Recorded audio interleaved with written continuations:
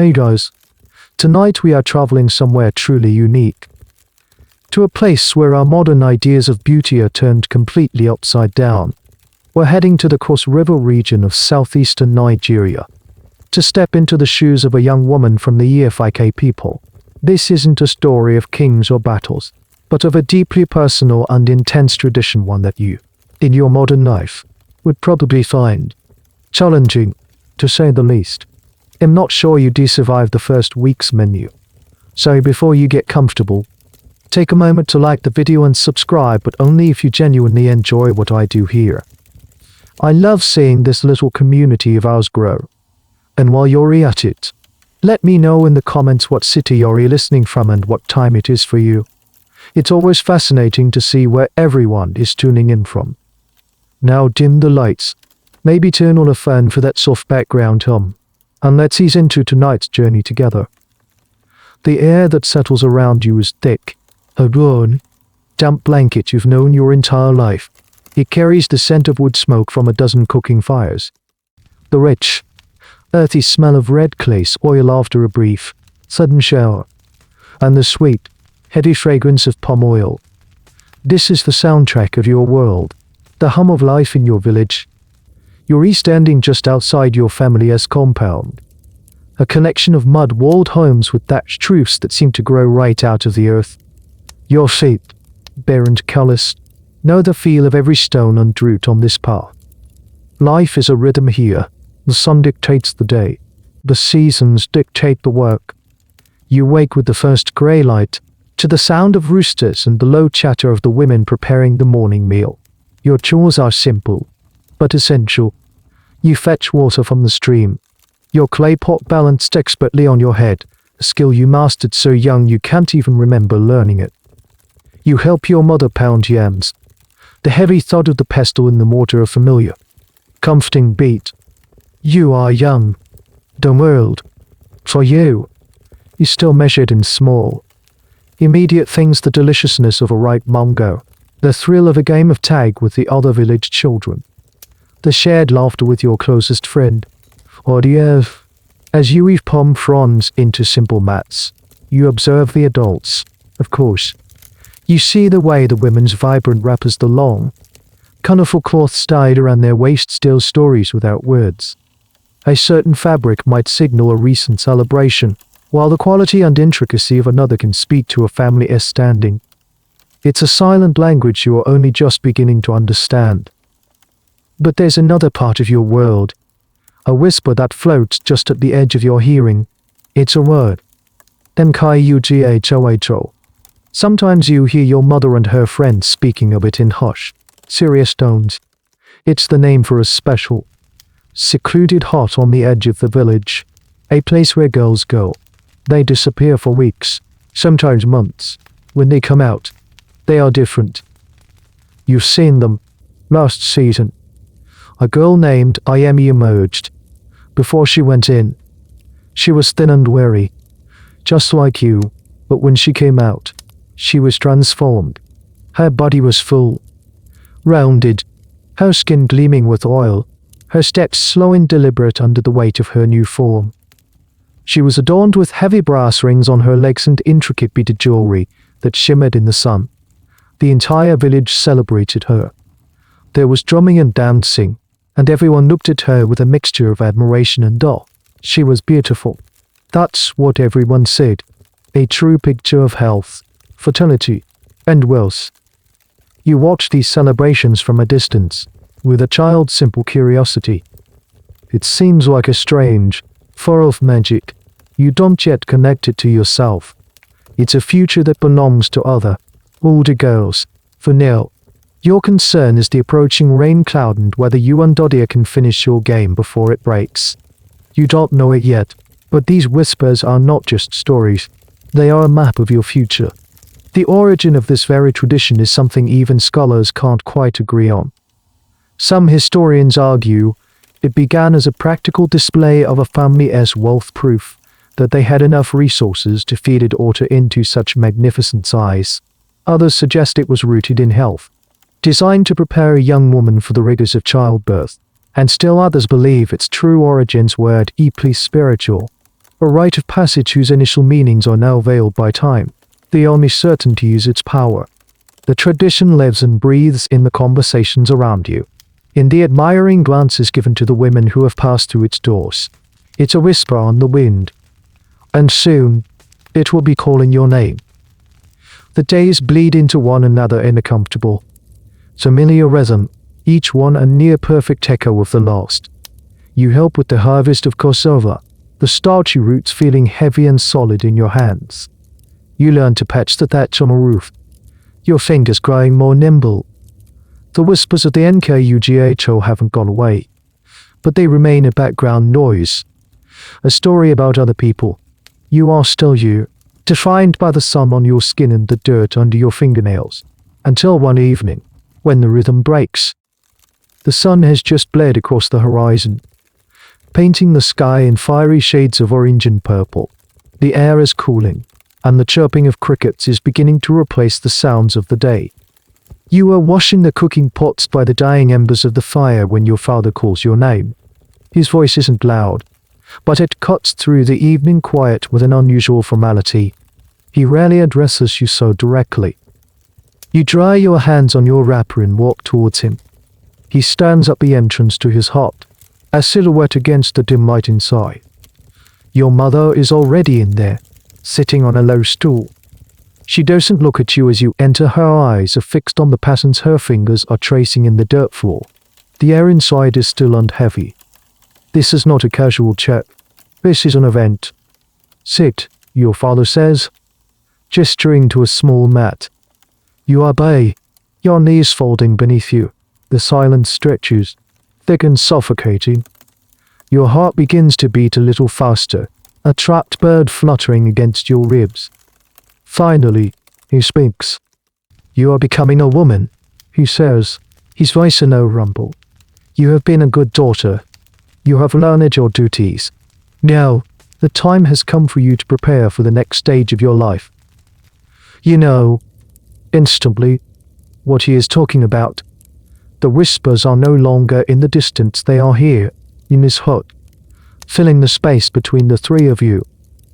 We have made the arrangements, he continues, and you notice for the first time the pride in his voice. The weight of a long-held plan coming to fruition. Your future husband's family has shown our lineage great respect. It is our duty, and our honor, to prepare you properly. He pauses, letting the words sink in. You will enter the Nkugho at the next new moon. The world seems to tilt slightly. Your breath catches in your throat. It's one thing to see the ceremony from afar, to admire the transformed girls as they dance in the village square.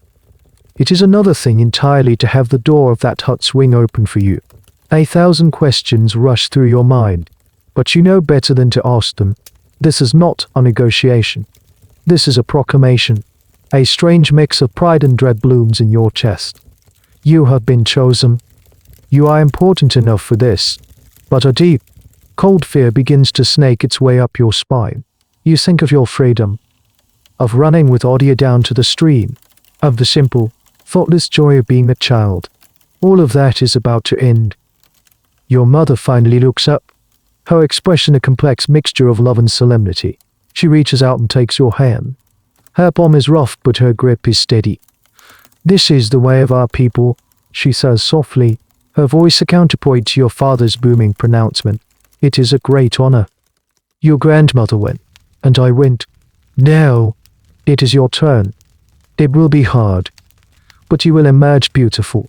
You will make us all proud. It's in this moment that the true weight of the tradition settles upon you. While you know this is your path to marriage, the exact timing of this ritual has long been a subject of discussion among those who study the old ways. Scholars still debate whether the Nkugho was exclusively for brides-to-be, or if it all served as a rite of passage for young women at different stages of life, a way to mark their entry into womanhood itself, regardless of an impending marriage.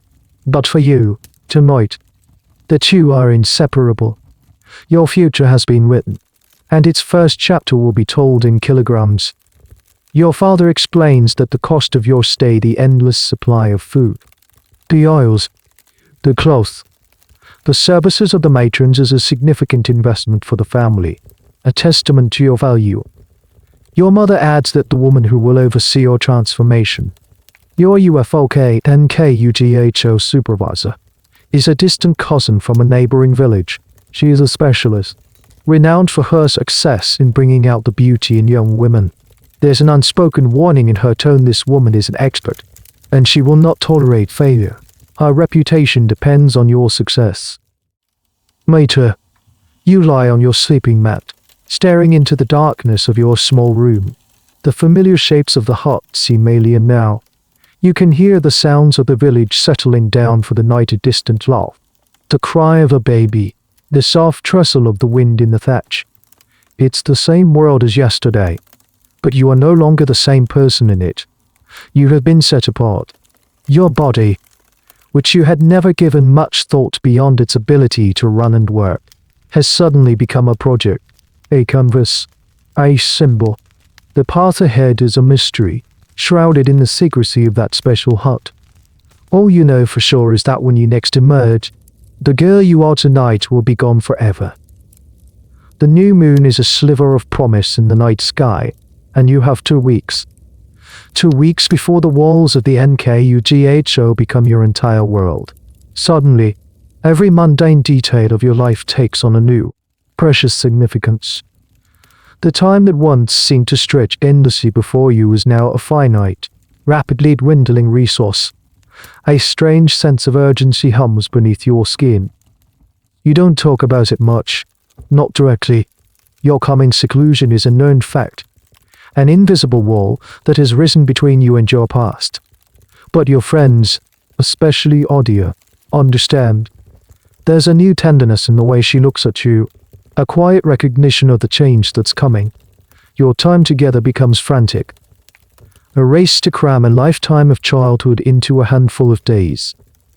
You run to the stream, but it's not just to fetch water anymore. You splash and play with a desperate energy. The cool water a fleeting sensory joy you try to memorize. You lie on the warm, flat rocks by the bank, letting the sun bake your skin, feeling the simple freedom of being in an open, endless space.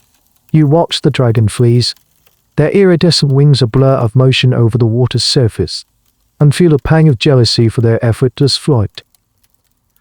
Odia sticks by your side like a shadow. Together, you embark on small, secret adventures. You sneak into the part of the forest your parents have told you is forbidden, just to say you did it. The air under the dense canopy is cool and smells of damp earth and decaying leaves. You dare each other to touch the strange, brightly colored mushrooms growing on a fallen log, snatching your hands back with shrieks of laughter. It's a childish, silly rebellion, but it feels vital. It's an assertion of the self you are about to lose. One afternoon, you climb the giant baobab tree at the edge of the village, the one the elders say is home to ancient spirits. You find a high branch, and the whole world unfolds below you, the patchwork of farms, the smoke spiraling from the thatched roofs, the winding path of the river in the distance. From up here, everything looks so small, so ordered. You feel a sense of detachment, as if you're already looking at it from another place. Will you forget me? Odia asks, her voice small, breaking the silence. Never, you promise, and you mean it with all your heart. But even as you say it, a sliver of doubt creeps in. The girls who emerge from the Nkugho seem different, more serene and distant. They don't run and play anymore. They are women, with women's concerns. Will there still be room in that new life for a friendship forged in mischief and shared secrets? You share one last meal of roasted plantains, but with a few quarry shells you'd been saving. You eat them slowly, savoring the smoky, sweet flavor. It tastes like freedom. It's a small detail, but one that highlights a fascinating aspect of the pre-colonial Efik economy. While many imagine a purely barter-based system, currencies like cowrie shells and brass rods known as Manilas were in widespread use for centuries, facilitating both local and long-distance trade. Your simple purchase is part of a complex economic web, In the evenings, you sit with your grandmother. She doesn't offer platitudes or reassurances. Instead, she tells you stories not about the Nkugho, but about the cleverness of the tortoise, the vanity of the leopard, the wisdom of the river goddess. Her stories are a comfort, a thread connecting you to the generations of women who have sat in this very spot, on the cusp of their own great changes. Her presence is a silent acknowledgement that your journey is part of a larger, ancient pattern. These last days are bittersweet, each moment tinged with the sadness of a long goodbye. You are saying farewell not just to people and places, but to a version of yourself.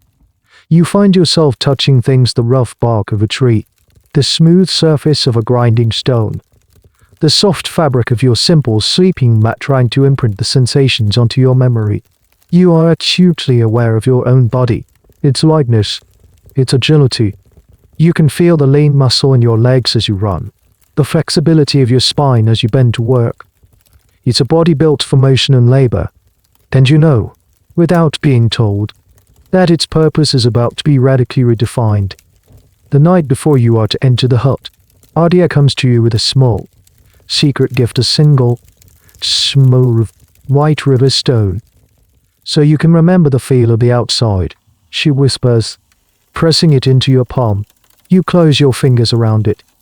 Its coolness a small anchor in a sea of uncertainty. You know you probably won't be allowed to keep it, but the gesture itself is what matters. It's a promise that someone on the outside will be waiting, remembering the girl you were that night. Sleep doesn't come easily. You lie awake, listening to the familiar night sounds, feeling the small stone in your hand, and brace yourself for the dawn. The dawn arrives not with a bang, but with a soft, grey light that filters through the cracks in your hut's walls. It feels different from any other morning.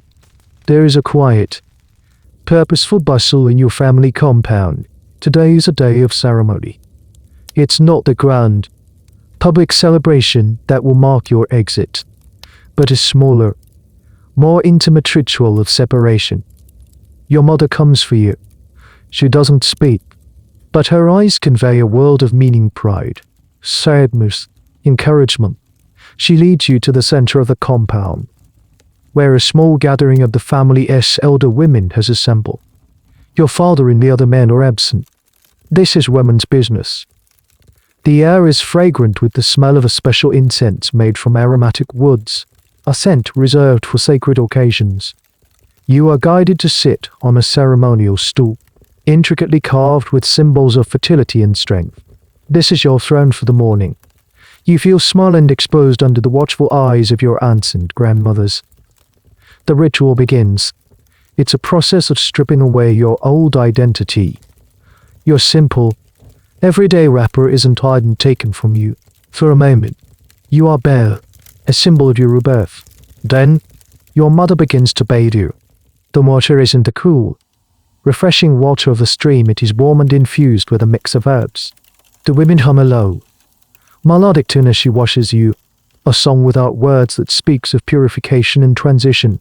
Each stroke of the soft cloth feels like it's wiping away not just dirt, but your childhood itself. Next comes the shaving. A respected elder, a woman with kind eyes but firm hands, takes a sharp, leaf-shaped blade and carefully shaves the hair from your head, tuft by tuft. Your familiar braids fall away. You've seen other women with shaved heads, but to feel the cool air on your newly bare scalp is a shocking sensation. It is a visible sign of your separation, a mark of your special status. There is no mirror, but you can feel the change. You are no longer the girl you were an hour ago. This act of shaving the head is symbolic in many cultures, but here, it's particularly poignant.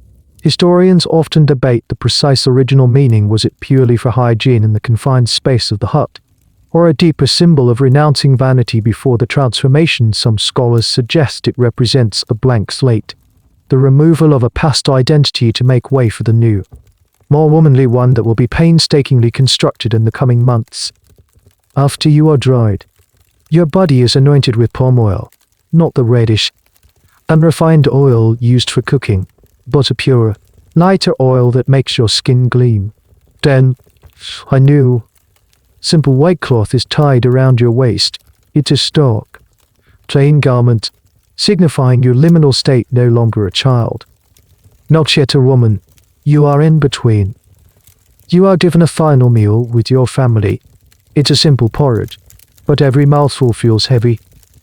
Your younger siblings look at you with a mixture of confusion and awe.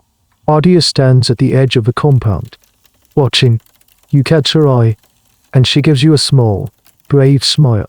You clutch the smooth river stone she gave you, hidden in your fist, a final, secret link to your old life. Finally, it's time to go. A procession forms. The elder women led the way, one of them striking a small, resonant gong at a slow, steady pace. You walk behind them, your bare feet making soft imprints in the red earth. Your mother walks beside you, her hand a steady presence on your back. You don't look back. You can't. The Nkugho hut stands slightly apart from the rest of the village, under the shade of a large mango tree. It looks ordinary, just another mud-walled, thatched roof building, but you know it is anything but. It is a vessel of transformation, a crucible. As you approach, the door opens, and a woman steps out. She is older, with a powerful, solid build. Her face is a mask of authority, but her eyes are sharp and intelligent. This must be the UFOK and Nkugho supervisor. Your cousin. She appraises you with a single, sweeping glance, taking in your shaved head, your stark white wrapper, your trembling hands. She gives a curt nod, a sign of approval, or perhaps just acknowledgement. She turns and speaks to your mother in low tones. You can't hear the words, but it is the sound of a transfer. I hand it over. Your mother then turns to you, pulls you into a tight, fierce hug, and whispers in your ear, "Be strong. We are proud of you." And then she lets go. The supervisor gestures for you to enter the hut. You take a deep breath, the air thick with the smell of incense and something else, the scent of confinement. You step over the threshold, from the bright sun into the cool dimness of the interior. The door closes behind you with a soft, final thud. The world you knew is gone. The journey has truly begun. The moment the door closes, the world shrinks. The symphony of village sounds, the shouting children, the bleating goats. The rhythmic pounding of yams is instantly muffled, replaced by a profound, echoing silence. Your eyes, accustomed to the bright, tropical sun, struggle to adjust to the deep twilight of the interior. The air inside is still and thick, heavy with the smells of old wood smoke, dried herbs, and a faint, sweet scent of palm oil that seems to have soaked into the very walls. The hut is larger than you expected. A single, spacious, circular room. The floor is made of packed earth, polished smooth by years of use. There are no windows, only a few small, high slits near the roof that let in slivers of daylight, painting shifting patterns on the opposite wall. These narrow openings are a curious architectural feature, while obviously providing some ventilation. Anthropologists speculate they were also designed to track the passage of time, allowing the secluded girls to mark the passing days by observing the movement of the light, a kind of simple, natural clock. In the center of the room, a low fire pit holds the glowing embers of a recent fire, a thin tendril of smoke spiraling up towards a small hole in the peak of the thatched roof. This fire, you will learn, is never allowed to die completely. It is the heart of the hut. Your new home is sparsely furnished. Against one wall lies a wide, low bed, not just for one person, but for several. It's a raised platform made of clay, covered with layers of thick, woven mats. This will be your world for sleeping, for sitting, for existing. A few clay pots of various sizes are neatly arranged against another wall, along with gourds for water and a large, deep mortar and pestle. There are no personal decorations, no splashes of color, nothing to distract from the room's singular purpose. It is a space designed for focus, a womb for your second birth. The supervisor, the woman your mother entrusted you to, is named Decker. It is a title of respect, meaning mother. She doesn't offer a warm welcome. Her presence is one of quiet, formidable authority. She watches you for a long moment as you stand frozen in the center of the room, taking in your new surroundings. "This is your place now," she says, her voice, even and calm, without a hint of sentiment. "Everything you need is here. Your only work is to eat, to rest, and to learn. You will not leave this room until I say you are ready." Her words are simple, absolute. There is no room for argument. She points to the bed. "Your place is there." You walk over to the clay platform and sit on the edge. The mats are surprisingly soft. As you sit, you realize you are not alone. From the shadows on the far side of the bed, another figure stirs. A girl, perhaps a year or two older than you, slowly sits up. She has the same shaved head, the same simple white wrapper. Her body, however, is already well on its way to the ideal. Her arms are plump, her face round and soft. She looks at you with weary, curious eyes. "This is Eno," Ekko says, gesturing to the other girl. "She has been here for 3 moons already. You will learn from her." Eno gives you a small, tired nod. She doesn't smile. You see in her face a reflection of your own future, the result of months of this secluded existence. Ekko then lays out the rules. They are few, but unbendable. You will wake when she tells you. You will eat what she gives you. All of it. You will sleep when she says. You will not speak unless spoken to. You will practice the lessons she teaches you. Disobedience is not an option. It's overwhelming. The sheer finality of it all presses down on you. The freedom you took for granted just yesterday feels like a distant dream. You feel a wave of panic, a desperate urge to run to the door and push it open. But one look at Ekko's stern, unyielding face tells you how useless that would be. Her authority is as solid and unmovable as the mud walls around you. You risk a glance at the stone from Audia, still clutched in your hand. Ekko's eyes flick down to your fist. "Give it to me," she says. Not a question.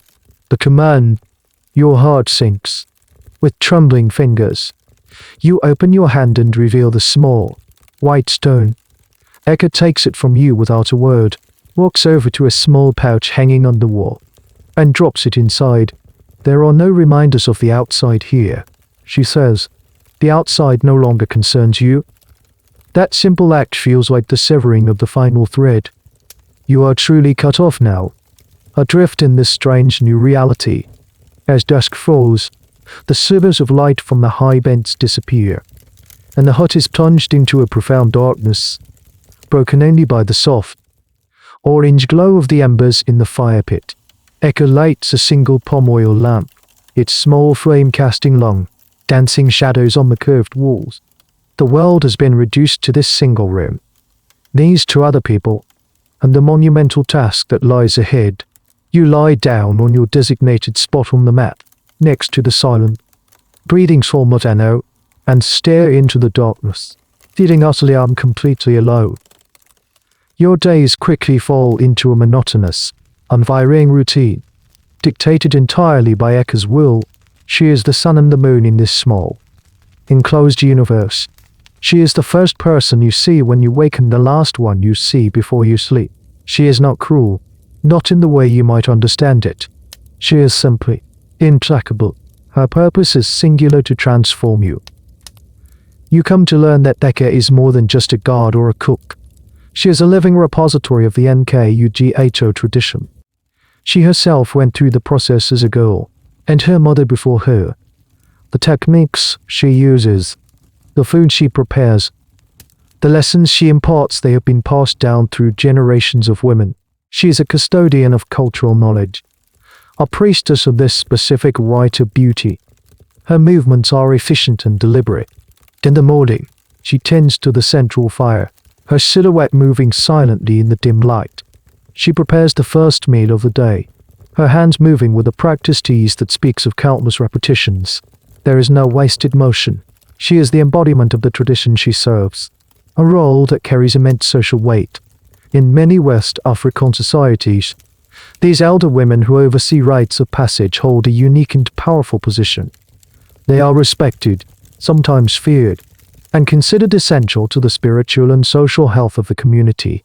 They are the gatekeepers of tradition. Eka's relationship with Yuandeno is complex. It is not one of affection. She rarely smiles, and her praise is faint and infrequent. Yet, there is a form of care in her actions. She is the one who will later massage your aching limbs, who will notice a rash on your skin before you do, who will ensure the fire is just right to keep the hut warm on a cool night. It is a functional, professional care, devoid of sentimentality. Her goal is not to make you happy, but to make you correct. You also learn that there are other women, persistent, who come and go, but they never speak to you. They are shadows at the periphery. They bring fresh supplies of water, firewood, and dry ingredients to the door, leaving them for Eka to collect. You only ever hear their muffled voices outside before they depart. They are part of the support system that makes this seclusion possible. An invisible network ensuring the fattening room remains a world unto itself. One of the most surprising aspects of your new life is the silence. Eka speaks only when necessary, to give an instruction or to correct you. Deno, your fellow inmate, is also quiet. Withdrawn into her own world of weary endurance. The silence is a tool. It forces you inward, away from the distractions of chatter and social interaction. It's a psychological space designed to make you focus on the physical process your body is undergoing. This enforced quiet is a key element that many outside observers miss. They focus on the food, but the psychological conditioning is just as important. Some historians are still debating the full extent of this mental aspect. Was the silence meant to be meditative, a way to encourage a spiritual connection with the transformation, or was it a more pragmatic to love control, to prevent the girls from forming alliances and resisting the often uncomfortable regimen? The truth is likely a combination of both. Eka's authority is absolute. One day, early on, you feel a wave of nausea and can't finish the bowl of thick, starchy porridge she places before you. You push it away, shaking your head. Eka simply looks at you, her expression unreadable. She doesn't raise her voice. She just waits. The silence stretches, thick with unspoken threat. Deno, from her spot, gives you a slight, almost imperceptible shake of her head, a silent warning. You understand. There is no choice. With a trembling hand, you pull the bowl back and force yourself to eat, spoonful by spoonful, until it is empty. The lesson is learned. Your body is no longer your own. It belongs to the tradition, and Eka is its steward. In the long afternoons, between meals, Eka sometimes sits and works with her hands, weaving intricate patterns into a piece of cloth or carving a small wooden comb. You watch her, fascinated by the skill and precision in her fingers. These moments are the only glimpses you get of the woman behind the role. She is not just a warden, she is an artisan, a keeper of skills that extend beyond the fattening room. She represents a whole world of female knowledge that you are now, slowly, being initiated into. You are not just her prisoner in a strange, challenging way. You are her apprentice. And the first, most important lesson is submission. The first bowl arrives. It is the beginning of the real work, the true purpose of this seclusion. Up until this moment, everything has been preparation, the rituals, the separation, the psychological adjustment. No, the physical transformation begins. Eka brings it to you not long after you have settled in. The bowl is large and heavy, made of dark, fired clay. It's filled to the brim with a thick, white, steaming substance. It looks innocent enough, like the porridge you've eaten your whole life, but you know it's different. This is not for sustenance. This is for construction. You take the bowl. It's heat warming your hands. The smell is familiar pounded yam or cassava, known as fufu or gari, staple foods of your people. But it's thicker, denser than you're used to. You take the first spoonful. It's bland, heavy, a mass of pure starch that sits like a stone in your stomach. Eka stands over you, watching, her arms crossed. Her presence makes it clear this is not a meal to be enjoyed, but a task to be completed. You eat slowly at first, but Eka taps a small stick against the side of the bowl. Faster, she says, her voice flat. You obey, swallowing the thick paste without tasting it. Halfway through, you feel full. It's a normal, comfortable fullness. The kind that signals the end of a good meal. You pause, putting the spoon down. Finish it. Eka commands. You look at the remaining half of the bowl. It seems like a mountain. I am full, you say, your voice barely a whisper. Your old idea of full does not matter here, she replies, her voice unwavering. Your stomach will learn a new one. Eat. This is your first true test of will. Your first battle against the signals of your own body. You pick up the spoon again. Each subsequent mouthful is a struggle. Your stomach feels tight, stretched. You have to force yourself to swallow, fighting the urge to gag.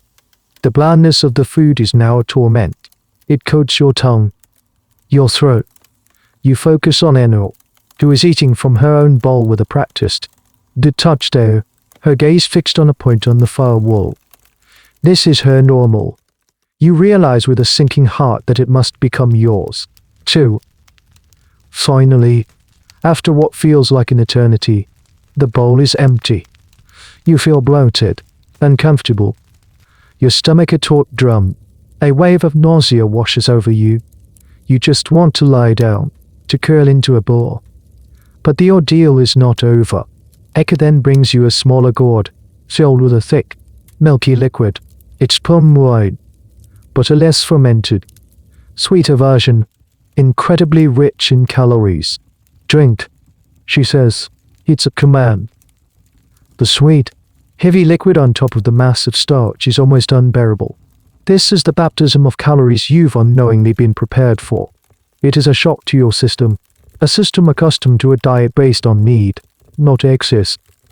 While famines were a recurring threat in many parts of the world, this specific region was often one of relative agricultural abundance.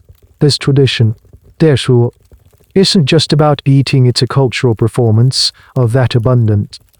Historians note that the ability to institutionalize such a resource-intensive practice points to a society with a consistent food surplus, turning that surplus into a living symbol of status and beauty. You finish the palm wine, your body trembling with the effort. Eka takes the empty vessels from you and gives a single, curt nod. It is the closest thing to approval you have received. You are allowed to rest now. You crawl onto your mat, your body feeling heavy and strange. The discomfort is immense. It's not pain, exactly, but a profound sense of physical wrongness. Your body is screaming that you have made a mistake, that you have ingested far too much. As you lie there, trying to breathe through the discomfort, Eno speaks for the first time without being prompted. Her voice is low, a weary sigh. The first day is the hardest, she says, not looking at you. It gets easier. You stop fighting it.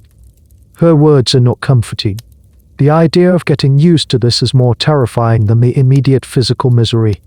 It means a fundamental surrender of your own physical autonomy. You close your eyes, and the world behind your eyelids is a swirling vortex of nausea and regret. You think of your light, agile body running through the forest just days ago. It feels like a memory of a different person. You have just taken the first step on a long, arduous journey of unmaking that person, to build another in her place. One spoonful, one bowl, one agonizing meal at a time. The baptism is over, and the slow, relentless flood has begun. As the days turn into a week, then two, the meals become the unyielding pillars of your existence. The initial shock and resistance of your body begin a slow, painful retreat, worn down by sheer, relentless repetition. You learn the science of this new diet, not through explanation, but through consumption. It is a carefully calibrated regimen, a masterpiece of high-calorie engineering perfected over generations. The foundation of every meal is starch, mountains of it. Your main source of calories comes from root vegetables. Central to West African cuisine, you eat enormous quantities of pounded yam, cassava processed into gari or fufu, and cocoa yam. These are not served as side dishes, they are the main event. A dense, heavy base designed to fill you and expand your stomach. Eka prepares them with an almost scientific precision, ensuring the consistency is just right, thick enough to be substantial, but smooth enough to be swallowed quickly. But starch alone is not enough. The second pillar of this diet is fat, and the king of fats here is palm oil. It's used in everything. A generous ladle of the rich red oil is stirred into your porridge, making it slick and adding a huge caloric payload. Your stewed greens and occasional pieces of fish or bushmeat are swimming in it.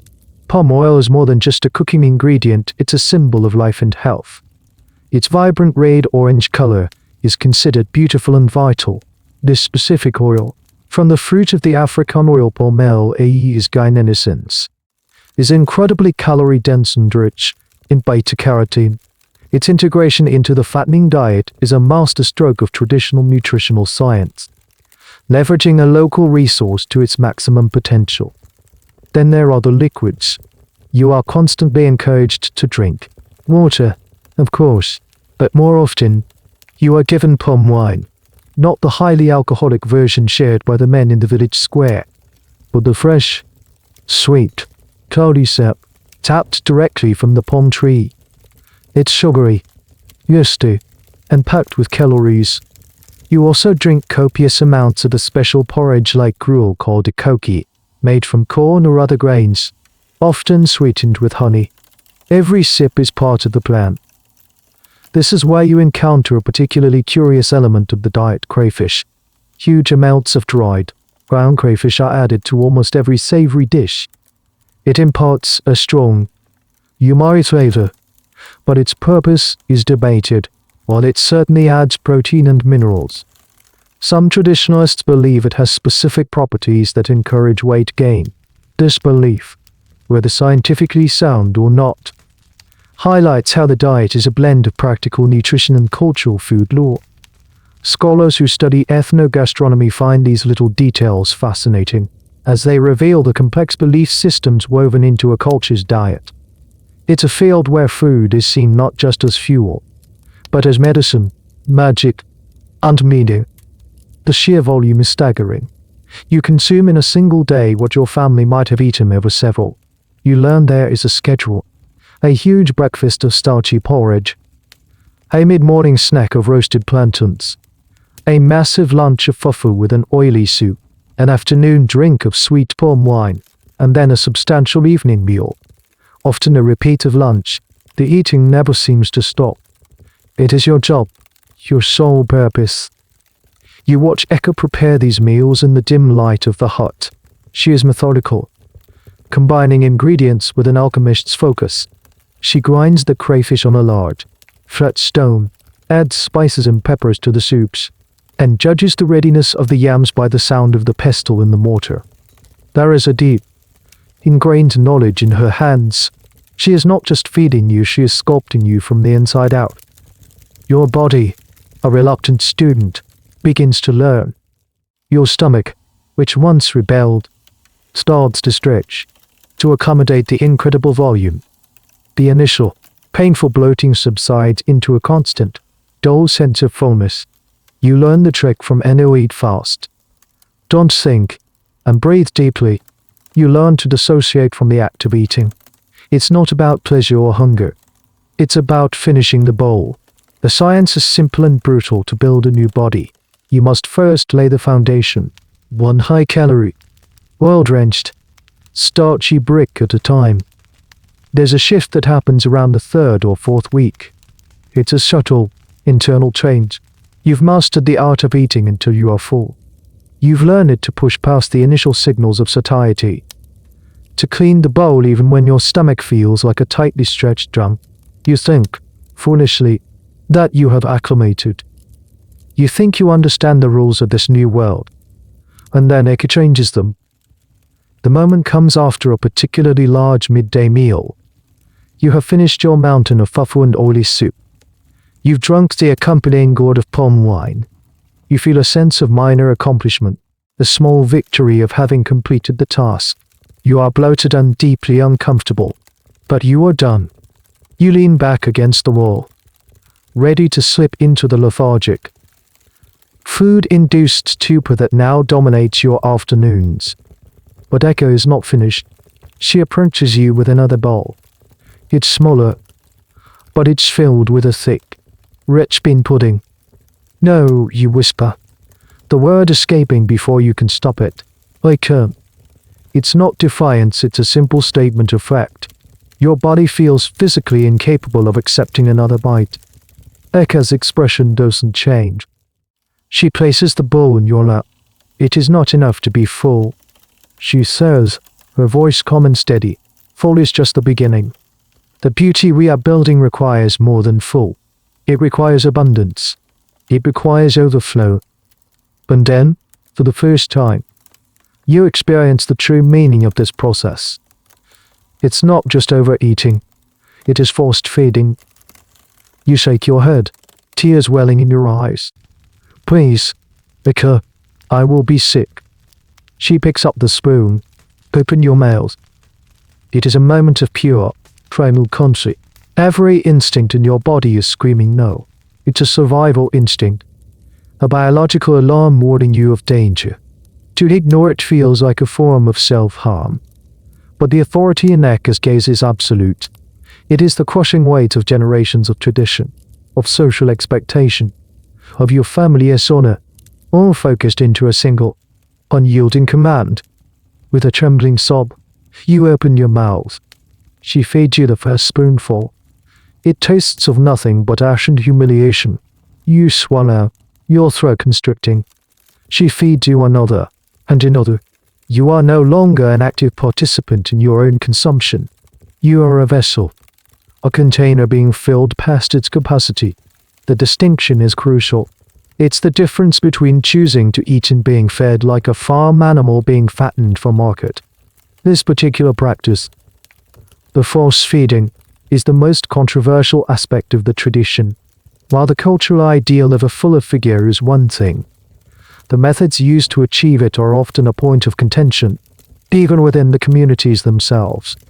Historians and anthropologists debate how widespread this extreme element was, or if it was reserved for girls who were particularly resistant to gaining weight. Your body finally rebels. You gag, spitting out a mouthful of the pudding. Eka stops. She doesn't scold you. She simply wipes your mouth with a cloth, her touch firm and impersonal. She waits a few moments for your heaving to subside, and then she holds up the spoon again. The message is clear what your body rejects. You will simply have to take in again. Resistance is not only futile, it is counterproductive. It only prolongs the ordeal. Defeated, you surrender. You let her feed you the rest of the bowl, your mind detaching from the physical sensations. You retreat to a place deep inside yourself, a small, quiet corner where you can pretend this isn't happening to you. You are an observer watching a strange ritual being performed on a body that no longer feels like your own. When the bowl is finally empty, Eka leaves you alone. You don't move.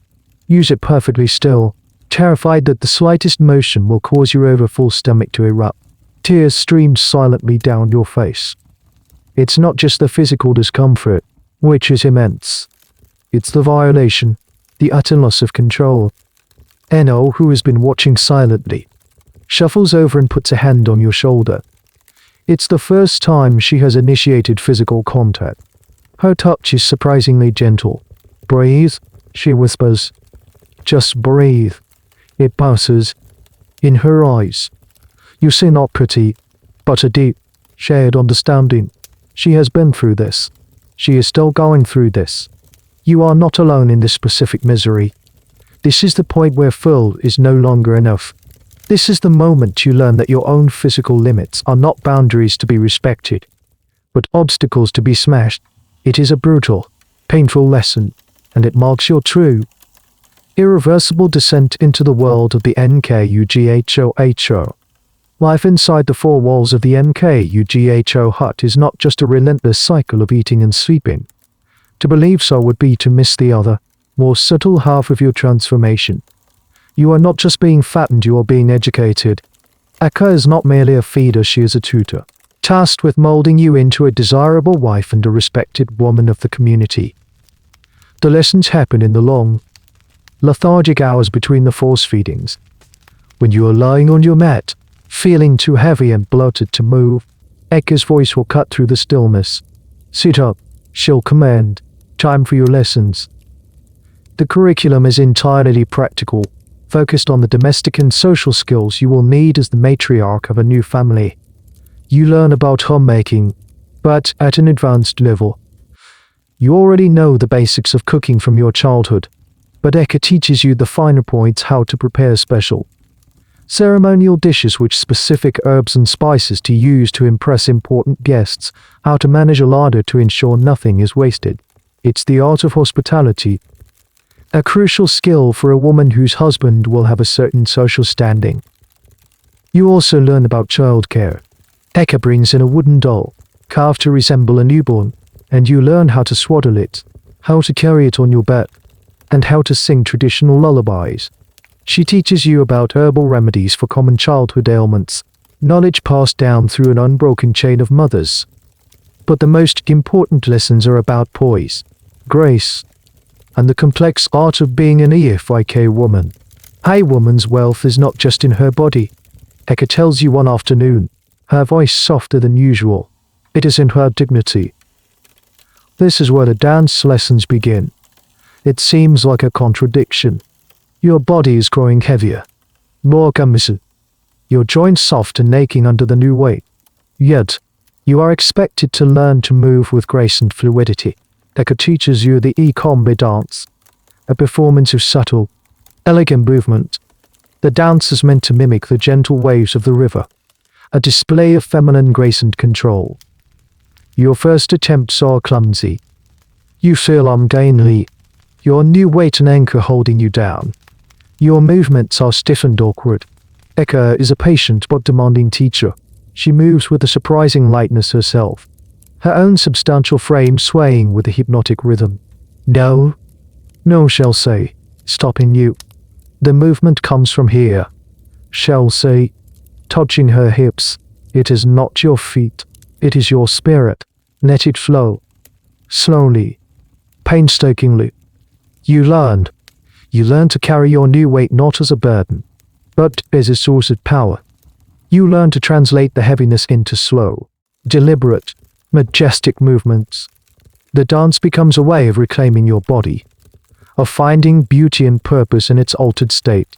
The physical discipline of the dance is a counterpoint to the passive consumption of the meals. It is a way of owning your new form.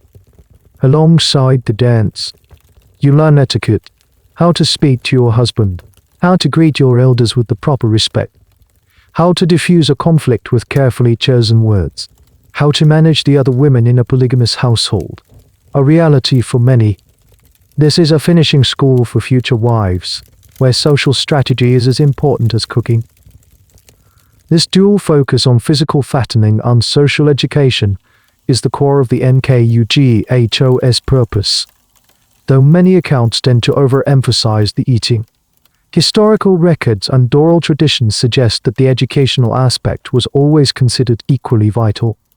A woman emerging from the Nkugho was expected to be not just beautiful in form, but also polished in her manners and wise in the ways of the world. The debate among scholars often centers on which aspect came first. Did the educational component get added to the fattening ritual? Or was it an educational seclusion that later incorporated the ideal of a larger body? It's a chicken and egg question that speaks to the intertwined nature of body and social standing. You also learn the secret languages of women, the specific meanings of different colored beads, the messages conveyed in the way a wrapper is tied, the songs that tell stories of love, betrayal, and resilience. Eka sings them as she works, and you and Deno are expected to learn the words and their deeper meanings. It is an education in a world run by men, but shaped and sustained by the wisdom and subtlety of women. These lessons are your lifeline. They are a reminder that this process is not just about the gross accumulation of flesh. It is about becoming. It gives a purpose, a meaning to the physical discomfort. You are not just being made bigger, you are being made more beautiful, more knowledgeable, more valuable. At least, that is the promise. And in the dim, quiet stillness of the hut, you cling to that promise with all your might. The silence is a living thing. It has a weight and a texture. In the first weeks, it was a terrifying void, a space you tried to fill with thoughts of your old life. But as time stretches on, marked only by the slivers of light moving across the far wall, the silence changes. It becomes a companion. There are entire days when the only words spoken are echoes commands. Eat, sit, sleep, and it remains a quiet presence. A fellow traveler on this strange journey, but you rarely exchange more than a few words. The lack of conversation forces you into your own head in a way you have never experienced. In the village, your mind was always occupied by external things, chores, games, the chatter of others. Here, with nothing to do but eat and dress, your inner world becomes vast and unexplored territory. At first, it's a place of torment. You replay memories of your freedom with a painful, sharp clarity. You can feel the sun on your skin, taste the wild berries you and Dodia used to find. You hear laughter echoing in the quiet of the hut. The memories are so vivid they feel like ghosts.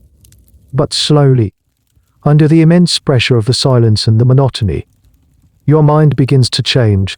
The sharp edges of your memories soften. The past becomes a distant country.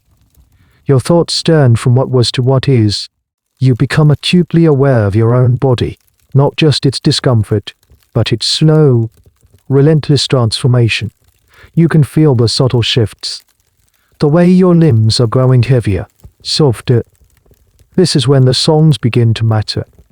Eka sings while she works. They are not happy, frivolous songs. They are ancient, filled with the stories of your people. She sings of the river goddess, who protects the women of the village. She sings of legendary queens and their wisdom. She sings of the hardships of life, of love and loss, of birth and death. Her voice is low and raspy, but it fills the hut with a powerful, resonant energy. At first, you just listen. The melodies are a welcome break in the oppressive silence. But then, Eka begins to teach them to you. A woman must know the songs, she says one afternoon. They are her inheritance. They are her strength. Learning them is difficult. The melodies are complex. The lyrics filled with archaic words and metaphors you don't understand. But Eka is patient. She sings a line, and you and Deno repeat it, over and over again. The songs become a part of your lessons, as important as the dance steps or the cooking techniques. Singing becomes a lifeline. It's a way to use your voice, to create a sound that is not a cry of pain or a whisper of submission. When you sing, you are connecting to something larger than yourself, to the long line of women who have sung these same songs in this same situation. The act of making music is an act of defiance against the silence. It is a way of saying, I am still here. The use of music in rites of passage is a universal human phenomenon. Ethnomusicologists who study these traditions point out that song is not just for entertainment. It's a powerful mnemonic device for transmitting cultural history and values. It synchronizes the emotional state of a group, creating a sense of shared identity and purpose. In the context of the Nkugho, the songs serve to reframe the girl's experience, transforming a personal ordeal into a meaningful, shared cultural performance. Scholars still analyze the lyrics of these traditional songs to uncover deeper insights into the Efik worldview, particularly regarding gender roles and female power. One day, you find yourself humming one of the tunes without thinking. It's a song about a woman who outsmarts a cunning spirit. The melody flows out of you naturally. Deno hears you and picks up the harmony. For a few moments, your two voices intertwine in the dim light of the heart. Eka stops her work and listens. A rare, almost imperceptible nod of approval on her face. In that moment, a flicker of community is born. The shared act of singing bridges the gap of silence between you and Eno. You are no longer just two isolated individuals suffering in parallel. You are partners in this ritual. The songs also help you cope with the loneliness, when the longing for your family and friends becomes a physical ache. You can sing a song your grandmother used to hum. It doesn't erase the pain, but it gives it a shape, a voice. It transforms the raw emotion into something manageable, something beautiful. The silence is still there. It's the canvas upon which your life is painted. But now, you have learned to paint upon it. The songs are your colors. They are your connection to the past, your solace in the present, and your hope for the future. They are the proof that even in this small, enclosed world, your spirit has not been entirely silenced. Your body is becoming a foreign country. You are its sole inhabitant. Yet you no longer recognize the landscape. The change is no longer subtle. It is a dramatic, undeniable reshaping of your entire physical self. You first notice it in the small things. The simple act of standing up from your sleeping mat requires a new kind of effort. You have to push yourself up with your hands, your muscles straining against a weight they are not used to. Your clothes, the simple white wrapper, feel tighter. The way you move, the way you sit, the way you occupy space, it's all different. The most visible change is in your skin. It is stretching to accommodate the new mass beneath it. You see the faint, silvery lines appearing on your hips and thighs, stretch marks. At first, you look at them with awe. They are blemishes, imperfections on the smooth canvas of your youth. But Eka teaches you to see them differently. One afternoon, she notices you tracing one of the lines on your hip. She comes over and takes your hand. "This is where the beauty is stored," she says, her voice surprisingly gentle. "This is the map of your journey. Do not be ashamed of it. It is proof of your family's love and your husband's wealth. It is a sign of the life you will carry." She shows you how to care for your expanding skin. Part of your daily ritual now includes a full body massage. But it's not for relaxation. Eka uses a special mixture of palm kernel oil and other fragrant secret ingredients. The oil is thick and rich. She rubs it into your skin with firm, deep strokes. The massage is often uncomfortable, as she works to break up the knots in your aching muscles and, as she claims, to distribute the fat evenly. This practice of oiling the skin is both practical and symbolic. On a practical level, it keeps the stretching skin supple and helps prevent painful cracking. It also gives your body a luminous, healthy-looking sheen, which is highly prized. Symbolically, it is an act of consecration, of treating the body as a sacred object that must be tended to and polished. Your limbs, once lean and weary, are now soft and heavy. Your arms are rounded, your thighs thick. You can feel them rub together when you walk, a strange and constant reminder of your new size. Your face, which you can't see but can feel with your hands, is fuller. Your cheeks are round, your jawline softened. You are losing the sharp angles of your girlhood. You are becoming a creature of curves and soft lines. The weight brings with it a host of new physical sensations.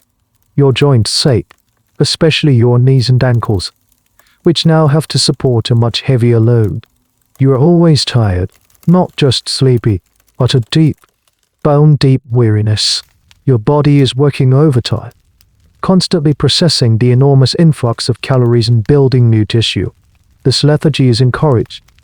You are meant to rest, to conserve energy, to allow your body to focus all its resources on the single task of expansion. This rapid, forced weight gain is, of course, a significant physiological stressor. While the culture celebrates the result, modern medicine would highlight the risks. The debate continues among health historians and anthropologists about the long-term consequences for women who underwent this process. Did the traditional diet, rich in natural fats and fiber, mitigate some of the negative effects we associate with obesity today, or was a shorter life expectancy simply an accepted trade-off for the immense social and economic benefits a successful Nkugho graduate would enjoy? You are drawing a new map of yourself, not with ink, but with flesh. Every meal, every nap, every oil massage is another line drawn, another feature added. You are the cartographer of your own transformation. The process is disorienting. Sometimes you wake up in the middle of the night and for a moment, you forget where you are. You feel the weight of your own arm lying across your stomach and it feels like a stranger's. You are living through a slow-motion metamorphosis, and the person you are becoming is someone you are only just beginning to meet. You are a living testament to the culture's core belief that a body is not a fixed thing, but a piece of clay that can be molded, shaped, and enlarged to reflect a vision of beauty. The transformation is not just internal. Once your body has begun to achieve the desired fullness, the second phase of your aesthetic creation begins. Your skin, stretched taut and gleaming with oil, is no longer just a container for your new self, it is now a canvas. It is time for a feast, not for the stomach, but for the skin. One morning, Eka does not bring a bowl of porridge. Instead, she lays out a collection of small, delicate tools, thin, flexible slivers of bamboo, sharpened to fine points, and a small clay pot containing a dark, watery liquid that smells faintly of crushed leaves. You watch her, your curiosity piqued. This is a new part of the ritual. Today, we make you beautiful for the eyes, she says, her voice holding a rare note of artistic pride. Today, we paint. She is going to apply IKITTET, a form of temporary body art unique to your people and their neighbors. It is not a tattoo. The skin is not pierced with needles. Instead, it is a dye that stains the top layer of skin, creating intricate, dark patterns that last for several weeks before fading. She instructs you to lie down on the mat, your back against the wall. She begins on your legs. Dipping a bamboo sliver into the dark liquid, she starts to draw on your skin. Her touch is light, almost ticklish. She works with incredible speed and precision, her hand moving in a series of flowing, confident strokes. You watch as complex patterns begin to bloom across your shins and thighs, spirals, zigzags, geometric shapes that echo the carvings on ceremonial masks and stools. The dye itself is fascinating. It's made from the juice of a specific plant, sometimes called the NSL plant. When first applied, the liquid is pale and almost invisible. It's a bit anticlimactic. You can barely see the lines she has drawn. But this is part of the magic. Eka explains that the patterns will darken over the next 2 or 3 days, reacting with your skin and the air to blossom into a deep, striking black. This is a perfect example of a niche piece of local knowledge, a bit of botanical and chemical wisdom passed down through generations. To an outsider, the process would seem like magic. To Eka, it is simply science, as she understands it. She works her way up your body, covering your stomach, your arms, your chest, and your back with the delicate lace work of patterns. It takes hours. You lie still, a living canvas for her artistry. The process is intimate, another way your body is being tended to, handled, and improved by someone else. You are an object of immense focus and effort. This practice of body adornment places you squarely within a vast and ancient West African tradition. From the intricate scarification patterns of the Yoruba to the facial markings of the Igbo, altering the skin has long been a way to communicate complex social information. These marks could signify tribal affiliation, family lineage, social status, or personal achievements. They turn the body into a living resume, a story that could be read at a glance. But what, exactly, do the beautiful patterns Eka is painting on you mean? This is a subject that historians and ethnographers still debate. Some argue that the YOKATT patterns are purely decorative, a form of aesthetic expression whose primary purpose is to be beautiful and to accentuate the new curves of the fattened body. Others contend that the symbols are a codified language, with specific motifs representing fertility, protection from evil spirits, or the history of the bride's clan. The truth may be that it's a mixture of both, with some patterns being purely for beauty, while others hold deeper meanings known only to the initiated. Like Eka. Over the next few days, you watch, mesmerized, as the magic unfolds. The faint, invisible lines on your skin begin to darken, first to a pale gray, then to a deep brown, and finally to a dramatic, velvety black. Your body, already transformed by its new size and weight, is now further altered, covered in a web of breathtaking art. The patterns highlight the fullness of your limbs, the roundness of your belly. They turn your stretch marks from blemishes into the subtle, textured background of a masterpiece. You spend hours just looking at your own arms, tracing the dark lines with your fingers. It's another layer of strangeness, another step away from the girl you once were. That girl had plain, unadorned skin. This new person, this burgeoning woman, is a walking work of art. The patterns are a proclamation. They announce that this body is special. It has been cared for, perfected, and is now being decorated for presentation. It is a beautiful cage, and now the bars of the cage have been gilded. There are no mirrors in the Nkugho hut. Your reflection does not exist here. You have been changing for months, but you have only experienced it through sensation, the weight, the aches, the tightness of your skin. You have seen the changes in Eno, and you have seen Ek's approving nods. But you have not yet confronted your own new image. The confrontation comes unexpectedly. One rainy afternoon, the hut is darker than usual. The world outside is a drumbeat of water on the thatched roof.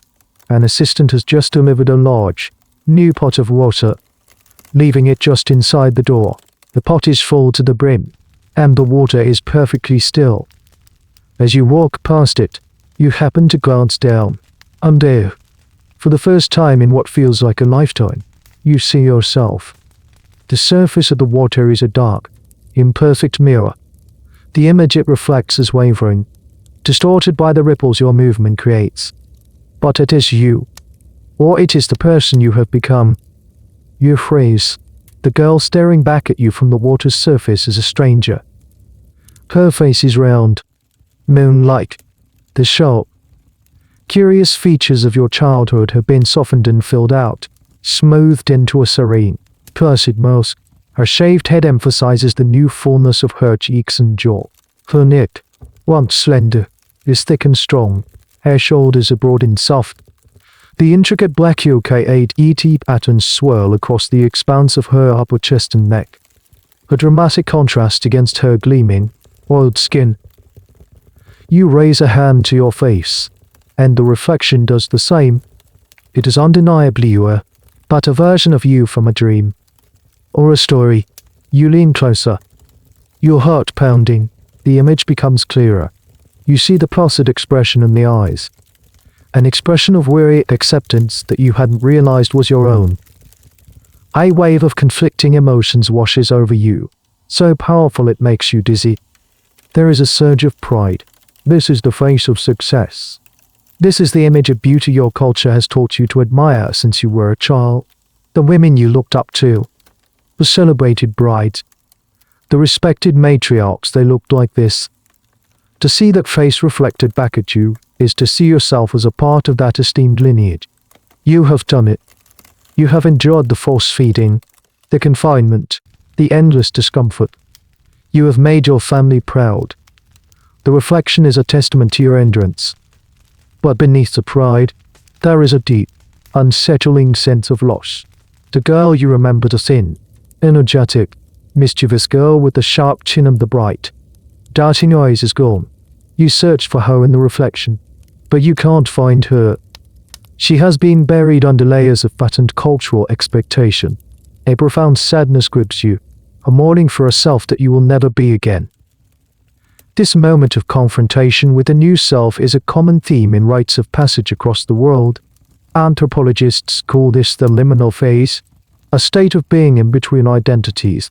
You have been stripped of your old self but have not yet been fully integrated into your new one. This moment, seeing your reflection, is the climax of that liminality. It is the point where the internal transformation becomes an external, visual reality. The psychology of this moment is complex and is something scholars of identity and culture ponder deeply. How does a person reconcile these two conflicting selves? Is the old self truly gone? Or does it become a hidden part of the new identity for many who go through such radical transformations? This reconciliation is a lifelong process. You stare into the water for a long time, until the image of the stranger starts to feel familiar. This is you now, this heavy, serene, decorated woman. This is the price of honor, the cost of beauty. Eno must have seen the look on your face. She comes to stand beside you and looks into the water as well. She doesn't say anything for a moment.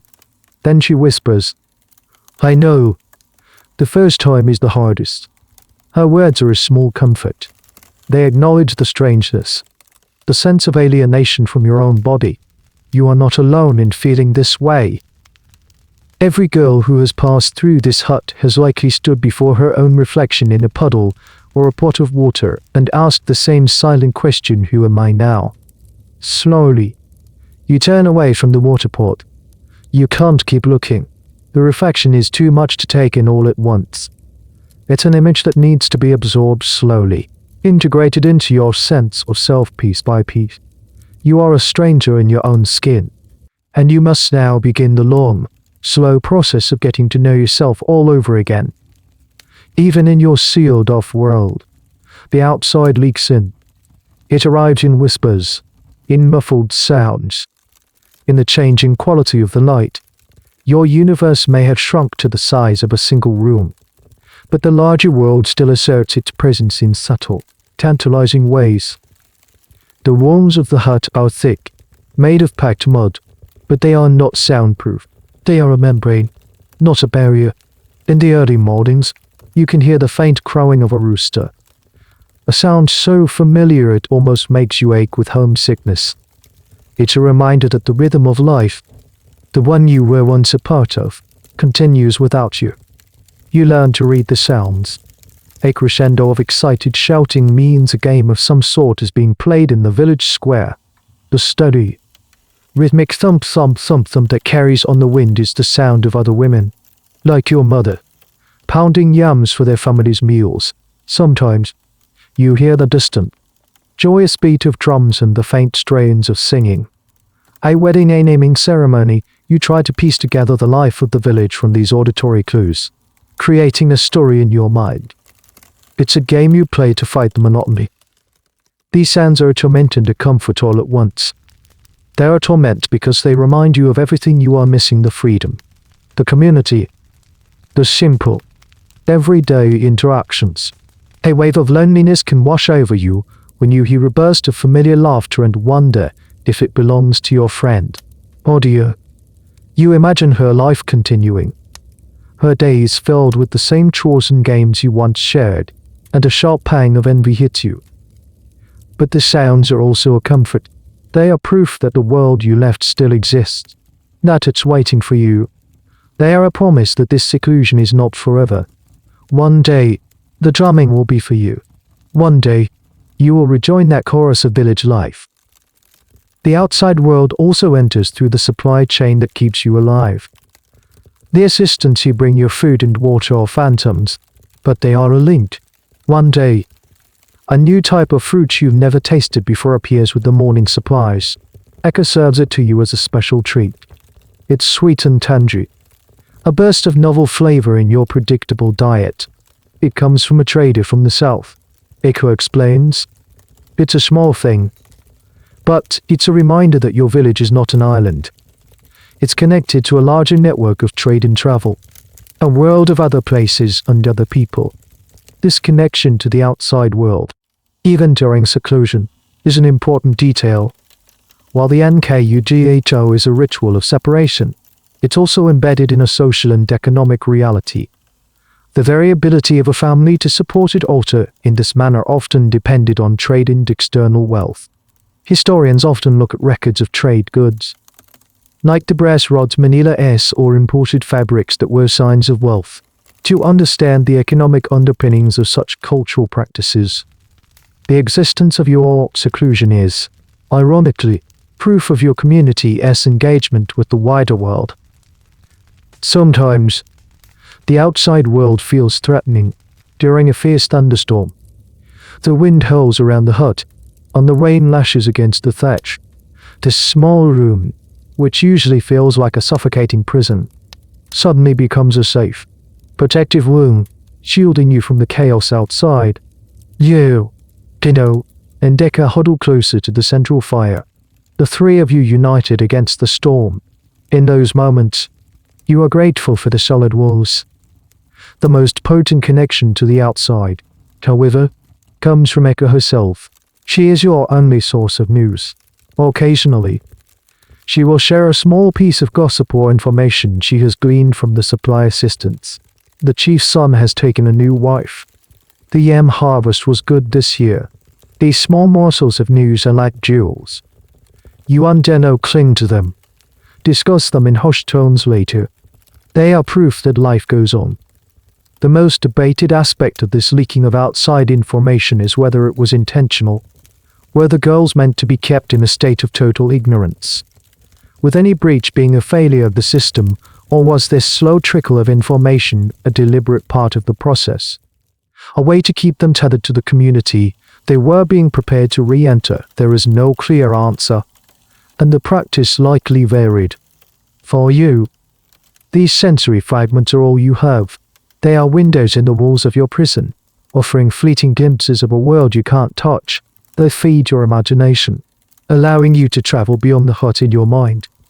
You lie on your mat, close your eyes, and reconstruct the village based on the sounds you hear, waiting for the day you can walk its paths again. The beauty you are cultivating has a price, and it is paid daily by your body. The initial, acute discomforts of bloating and nausea have subsided, replaced by a chronic, low-grade ache that has become the new background noise of your existence. This is the heavy cost of your transformation, a debt collected in your joints and your breath. Your knees are the first to protest loudly. They were built for a girl who ran and climbed, not for a woman who carries the weight of a small boulder strapped to her frame. Standing up is a deliberate, multi-stage process. Walking, even the few steps across the hut, can be a painful affair. Your ankles swell by the end of the day, and a deep, throbbing ache often settles in your hips and lower back. Ika is not unsympathetic to this, but she treats it as an expected and necessary part of the process. The daily massages with heated palm oil are not just for your skin, they are a form of physical therapy.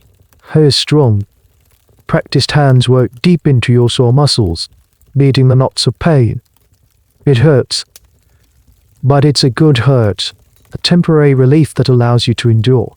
She also prepares herbal poultices, warm compresses made from crushed leaves that she applies to your most painful joints. This is traditional medicine, a knowledge of local botany passed down to manage the predictable side effects of the ritual. Breathing has changed, too. You get winded easily. The simple exertion of turning over on your mat can leave you breathless. The extra weight presses on your lungs, making deep breaths a conscious effort.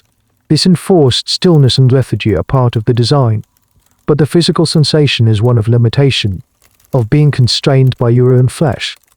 This brings you face to face with the deep paradox of the Nkugho. You are being fattened to become the epitome of health, fertility, and vitality. A larger body is seen as a sign that you are robust, strong, and capable of bearing healthy children. Yet, the process of achieving this ideal state leaves you feeling anything but healthy. You are lethargic, in constant pain, and less physically capable than you have ever been in your life. This contradiction is at the heart of many cultural body modification practices around the world. The ideal of beauty often requires enduring a process that is, by objective standards, unhealthy or painful. From the historical practice of foot binding to the modern pursuit of extreme thinness, the goal is to achieve a symbolic state of beauty, not necessarily a state of optimal biological function. The long-term health implications of this rapid weight gain are a significant point of discussion for medical historians and anthropologists. while the traditional diet was based on whole foods. The sheer caloric excess and resulting obesity would inevitably lead to health problems we recognize today: joint damage, hypertension, and metabolic stress. It is a topic of great debate whether the social and economic rewards of good marriage, high status, security for one's family were considered a worthwhile trade-off for a potentially shorter or less comfortable life. This is a question we can analyze from a distance, but for you, living inside the tradition, it's not a debate. It is simply reality. The pain is part of the price of beauty. There are also other, less obvious physical costs. Your skin, despite the constant oiling, is prone to rashes and sores in the places where it folds. The heat of the hut, combined with your inability to move freely, creates a perfect environment for skin irritation. Echo is vigilant about this, treating any issue immediately with special powders and salves.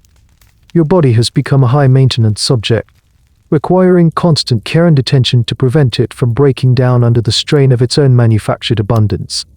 You learn to live with the pain. It becomes a constant companion, a reminder of the sacrifice you are making. You learn which positions are most comfortable for sleeping, how to move to minimize the strain on your knees. You and Dano communicate through a shared language of sighs and groans, a mutual acknowledgement of the physical burden you both carry. There are days when the pain and exhaustion are overwhelming. You lie on your mat and weep, not from sadness, but from sheer physical misery. On these days, Eka might be a little gentler. She might prepare a special soothing tea or spend extra time on your massage. Her actions are not born of pity, but of practicality.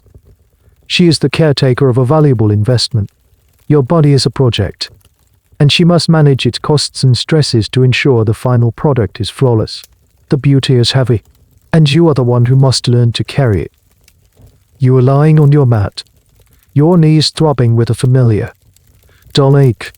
In a moment of quiet misery, you look at your own body, this great, heavy thing you now inhabit, and for the 1000th time, you wonder why is this pain beautiful? Why is this weakness considered strength? The logic of it feels upside down, a truth you are forced to accept but cannot fully grasp.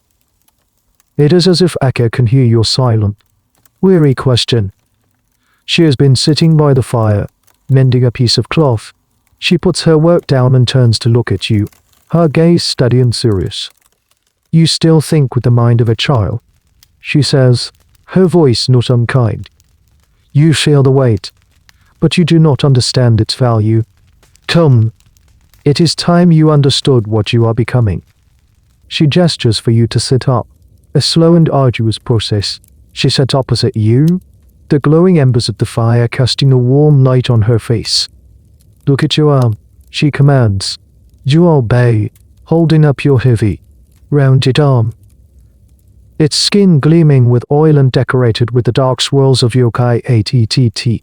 What do you see? I see. Third, you say, the word feeling clumsy and doubly in your mouth. Eka shakes her head slowly. A child sees fat. A woman sees a story. That is the story of your family's love. It is the story of your father's success. She leans forward, her voice dropping to a conspiratorial whisper. In the world outside this hut, there is hunger. There are poor harvests and bad seasons. A thin girl is a sign of a poor family. She is a walking announcement that her father cannot provide, and that her family lies on the edge of starvation. To give her in marriage is to give a burden. It is a sign of weakness. Her words begin to paint a new picture. But you, she continues, her gaze sweeping over your body with an appraiser's eye, you are a proclamation. Your body tells every man who sees it that your father is a man of substance, that his farms are fertile, that his yams are plentiful. To create this beauty, she gestures around the hut. At the pots and supplies is an expense. Your father has spent more than 60 brass manila on your food alone since you arrived. The number shocks you. 60 manila. It's a tangible, almost breathtaking sum. That strange bit of trivia, the accounting of your own creation, lands with incredible force. You are not just being fed, you are a living investment, a walking treasury. When your husband's family sees you, Eka says, they will not see a girl. They will see security. They will see an alliance with a strong house. Your fullness is a promise of prosperity. It is wealth made flesh. This is the core economic principle of the Nkugho, a mainstream historical fact in the study of pre-industrial societies. In a world governed by agricultural uncertainty, visible, undeniable abundance was the ultimate status symbol. But Eka isn't finished. Wealth is only the beginning, she says. Look at your hips. You glance down at your wide, soft hips. A thin, narrow girl is like a dry field. How can she be expected to produce a healthy crop? Your body is being prepared for the most important work a woman can do. It is being made strong to survive the trial of childbirth, to have the reserves to feed your baby. Your fullness is a sign of life, of health, of endurance. It tells the world you are a vessel strong enough to carry the future of a lineage. It clicks. The pain, the weight, the lethargy, it is all reframed. It is not sickness, it is preparation. It is not a burden, it is a testament. You are a human symbol, carefully crafted to communicate the most important values of your culture: wealth, health, and fertility. Scholars, of course, are still in a lively debate about the hierarchy of these values. Was the ostentatious display of wealth the primary driver of the tradition, with the arguments about health and fertility being a convenient, beautiful justification, or was a genuine, deep-seated belief in fertility magic the true core of the ritual, with the display of wealth being a happy and useful byproduct to Eka? The question is meaningless. The two are one and the same, intertwined like the threads of the cloth she was mending. You look down at your body again. The pain in your knees has not vanished, but its meaning has changed. It is the ache of a great tree putting down deep roots. The weight of your limbs is no longer just a physical burden, it is the satisfying heft of a full harvest. You are not just being fattened, you are being enriched. You are being made worthy. For the first time, you don't just see fat, you see the story Eka told you. And in that story, you are the heroine. As your body reaches peak fullness and your exit from the hut draws nearer, the nature of your lessons with Eka shifts again.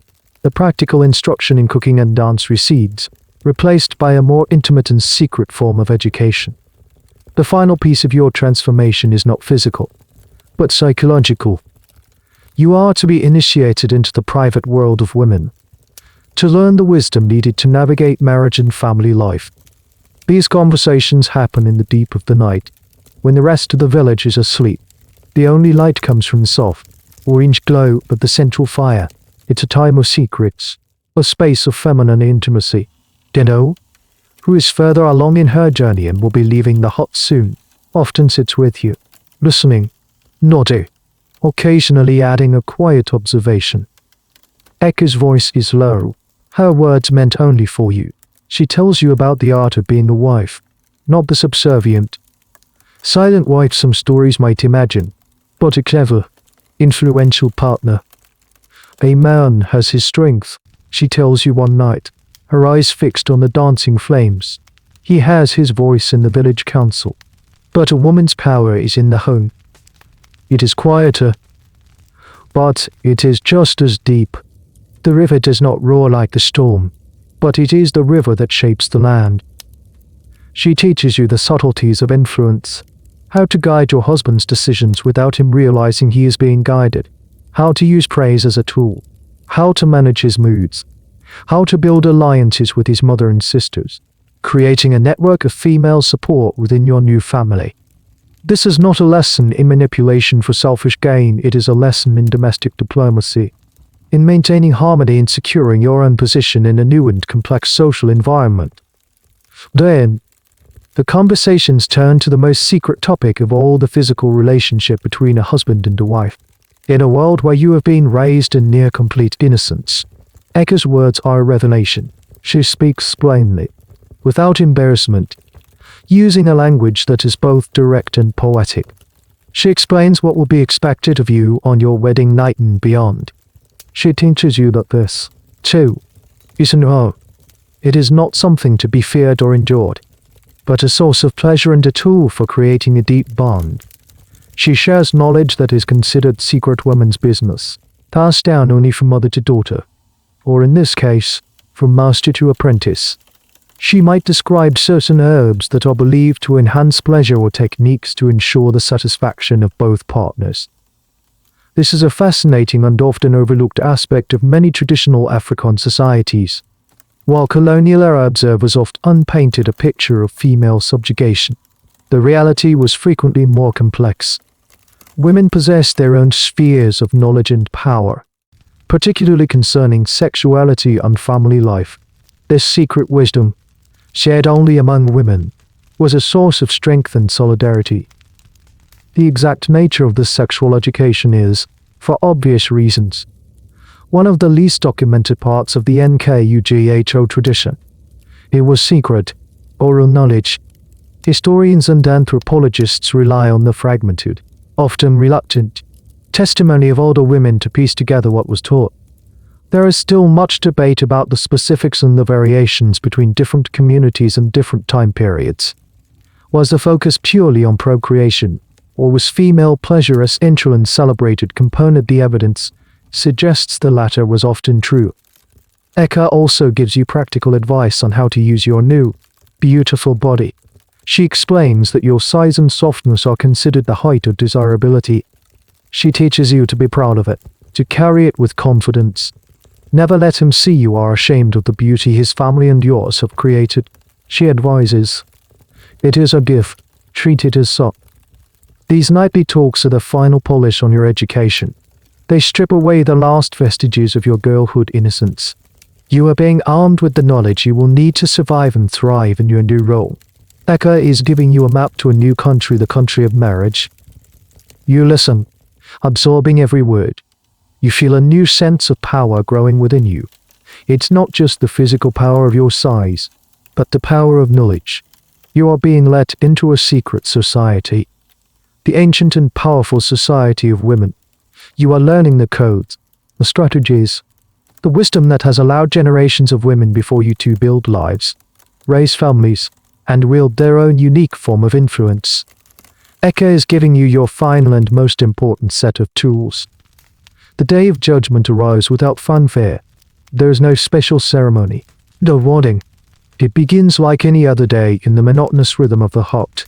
But after the morning meal, Eka does not proceed with lessons or tell you to rest. Instead, she brings out a long, thin vine, marked with small notches. It is a measuring tape, the ultimate arbiter of your success. The air in the hut grows thick with tension. This is the final exam. Benil, who has already passed her own measurement and is simply waiting for the day of her ceremonial exit, watches with a supportive but anxious look. Your own heart begins to hammer against your ribs. Everything you have endured, the forced meals, the aching joints, the crushing loneliness, it all comes down to this moment. Eka approaches you. Stand, she commands. You push yourself to your feet, your body feeling immense and heavy. You stand in the center of the hut, feeling exposed and vulnerable. You are no longer a person, you are a product about to undergo quality control. Eka is all business. Her face is a stern, unreadable mess. She works with a detached, professional air, like a carpenter measuring a piece of wood. She starts with your wrists, wrapping the vine around them. She moves to your upper arms, then your neck, then your chest. With each measurement, she scrutinizes the notches on the vine, her lips moving silently as she counts. She doesn't give any indication of whether you are passing or failing. The silence is excruciating. The most important measurements come last: your waist, your hips, and your thighs. These are the ultimate indicators of the desired voluptuousness. She wraps the vine around your hips, pulling it taut. You hold your breath. She studies the vine for a long moment, her brow furrowed in concentration. This process of measurement, while seemingly straightforward, is steeped in cultural meaning. It's not an objective, scientific assessment of body mass index. It's a culturally specific evaluation. The ideal proportions, the desired ratio of hips to waist, for example, were a matter of established aesthetic tradition.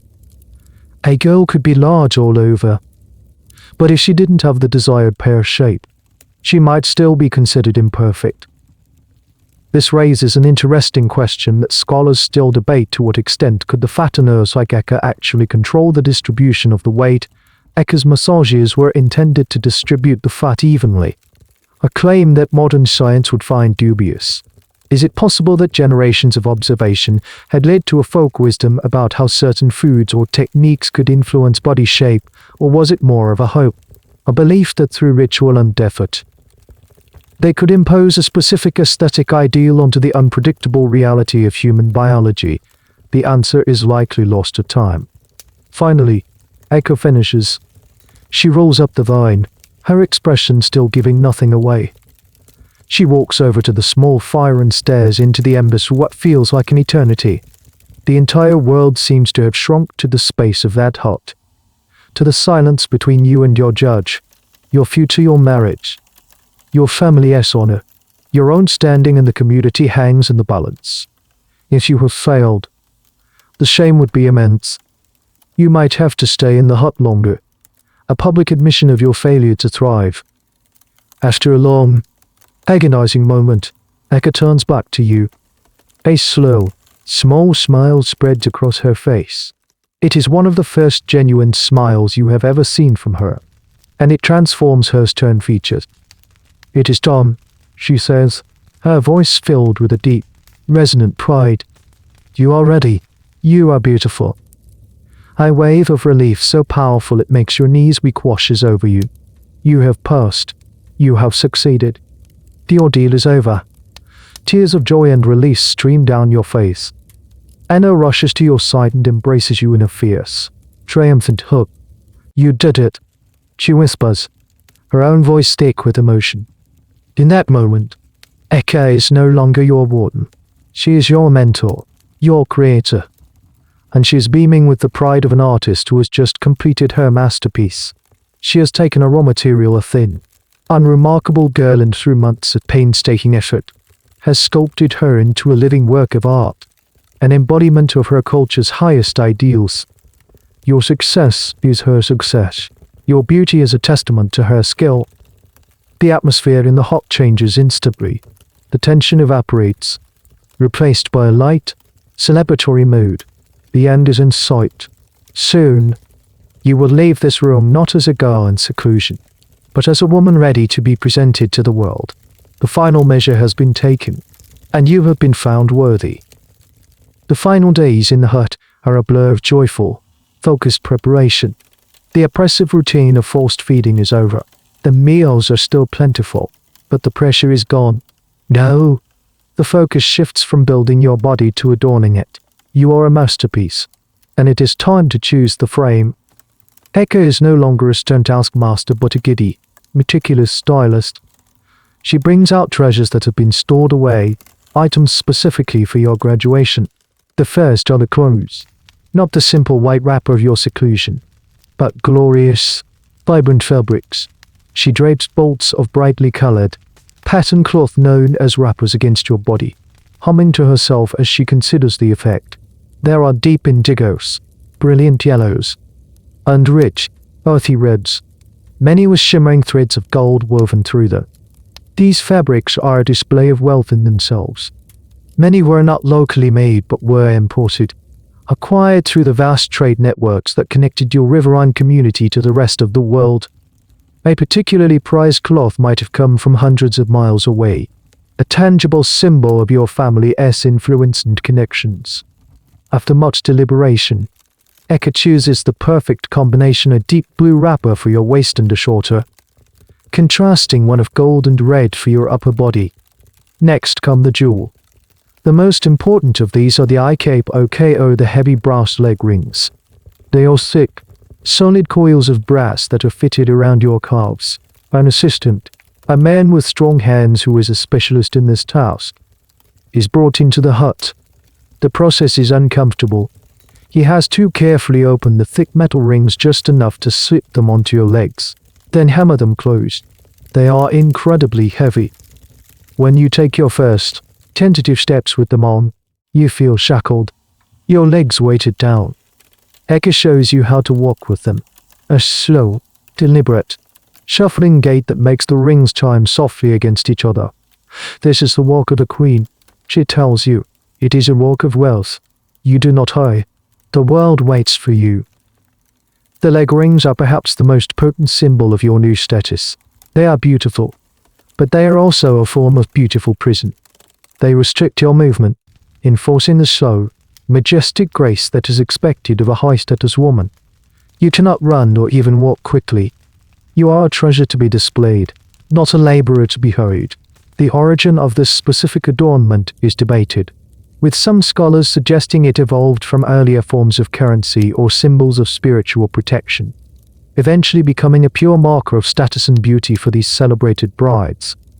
Then come the beads, strings and strings of them.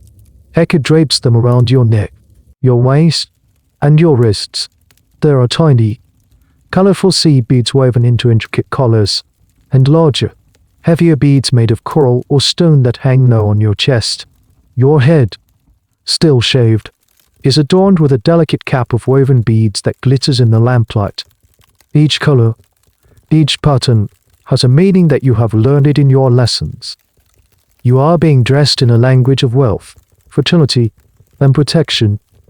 Your body, already a work of art with its yokai ETT patterns, is now a living sculpture, layered with color, texture, and light.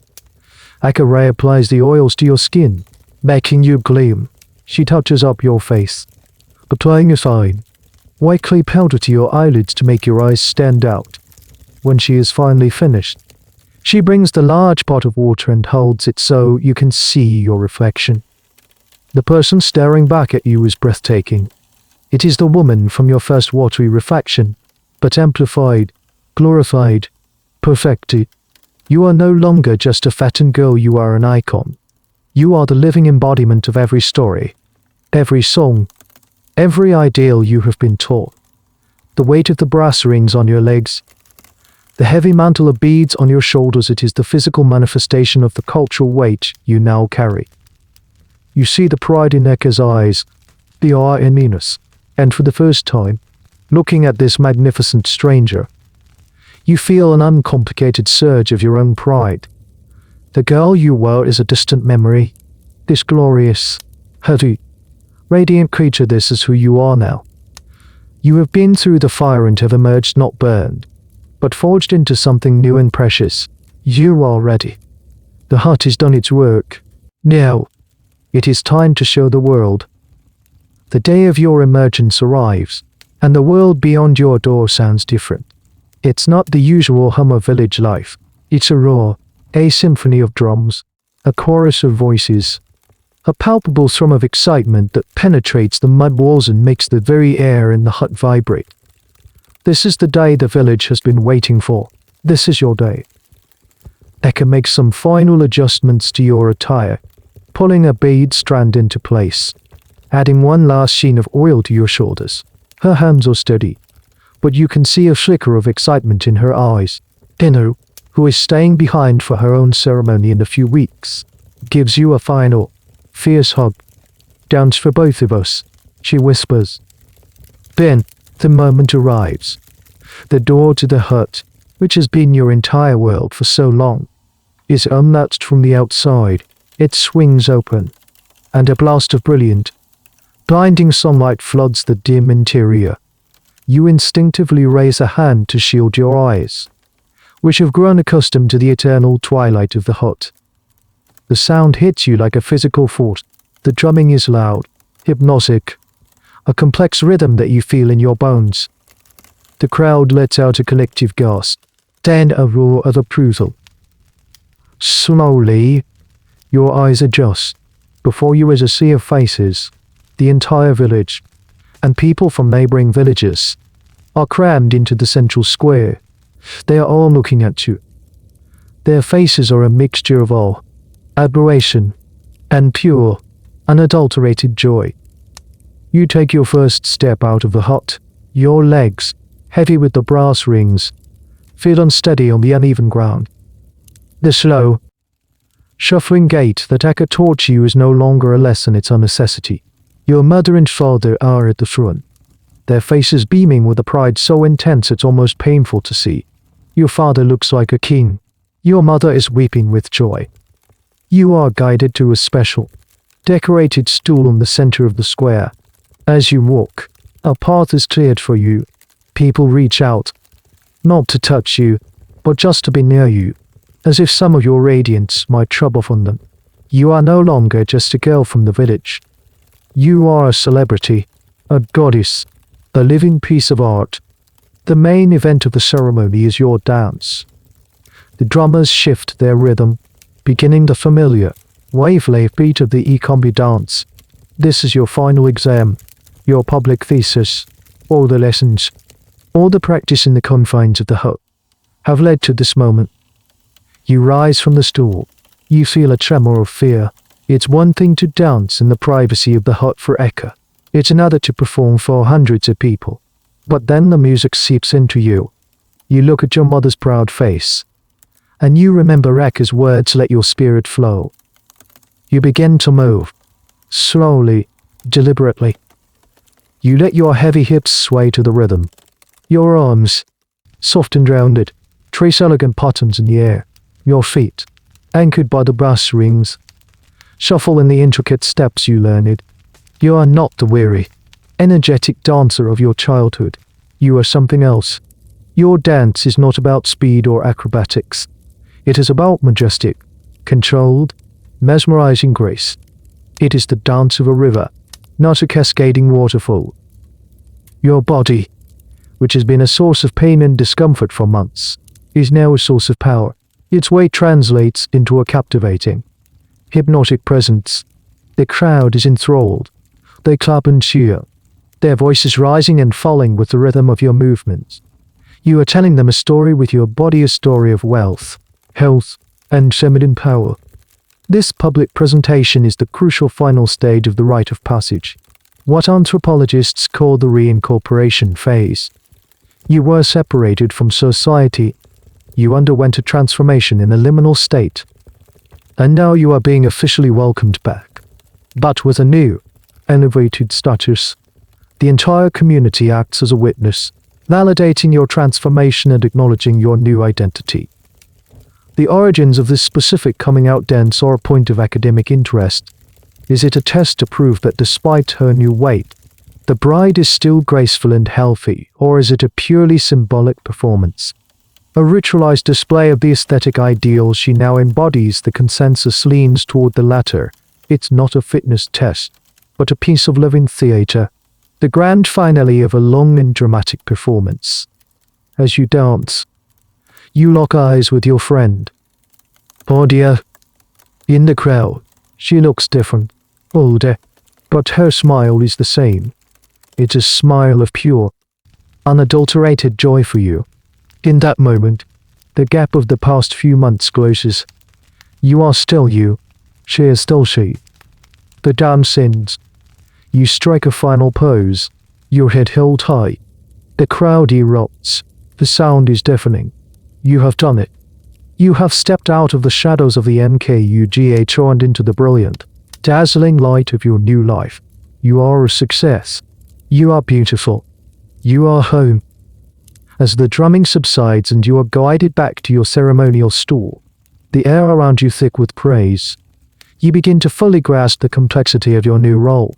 In the dazzling light of the public square, you are not one thing, but many things at once. You are a bride, a product, and a goddess, all embodied in a single, magnificent form. First and foremost, you are a bride. Seated not far from you is your future husband and his family. You might know him only vaguely, a boy from a neighboring compound, or he might be a near stranger from another village. Your marriage was an arrangement between families, a strategic alliance of which you are the living, breathing seal.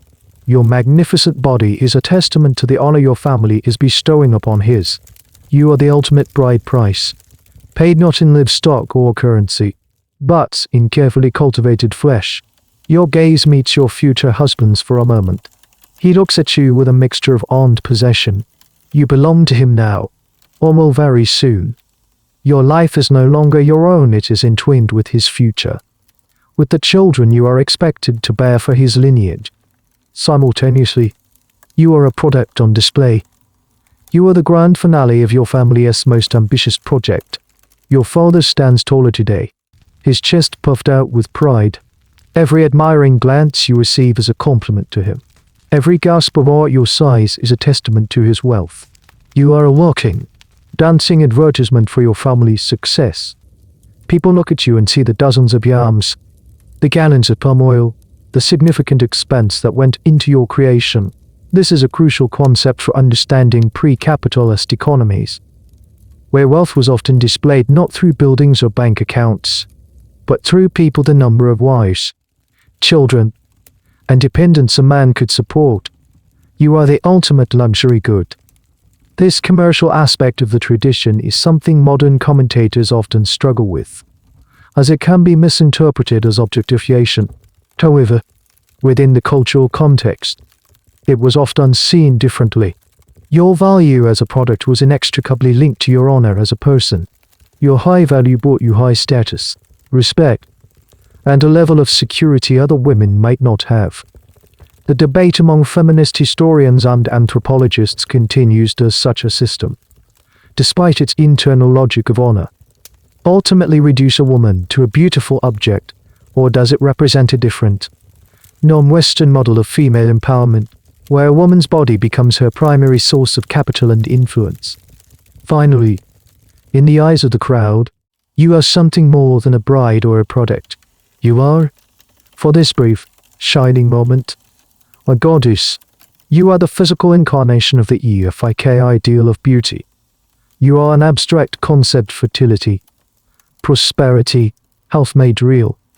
Young girls on the edge of the crowd look at you with wide, reverent eyes. You are what they dream of becoming. The elder women look at you with nostalgic approval. You are the continuation of the tradition, the living proof that the old ways still hold power. The way people part for you, the way they lower their eyes respectfully, it's a treatment reserved for royalty or divine beings. You are a temporary icon, a vessel for the collective aspirations and values of your entire community. You sit on your stool, heavy with beads, rice, and flesh, and try to hold all of these identities at once. Bride, product, goddess, they are heavy mantles to wear.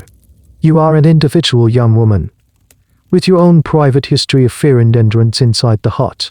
But that individual is now subsumed by these larger, public roles. The celebration will continue for hours, even days.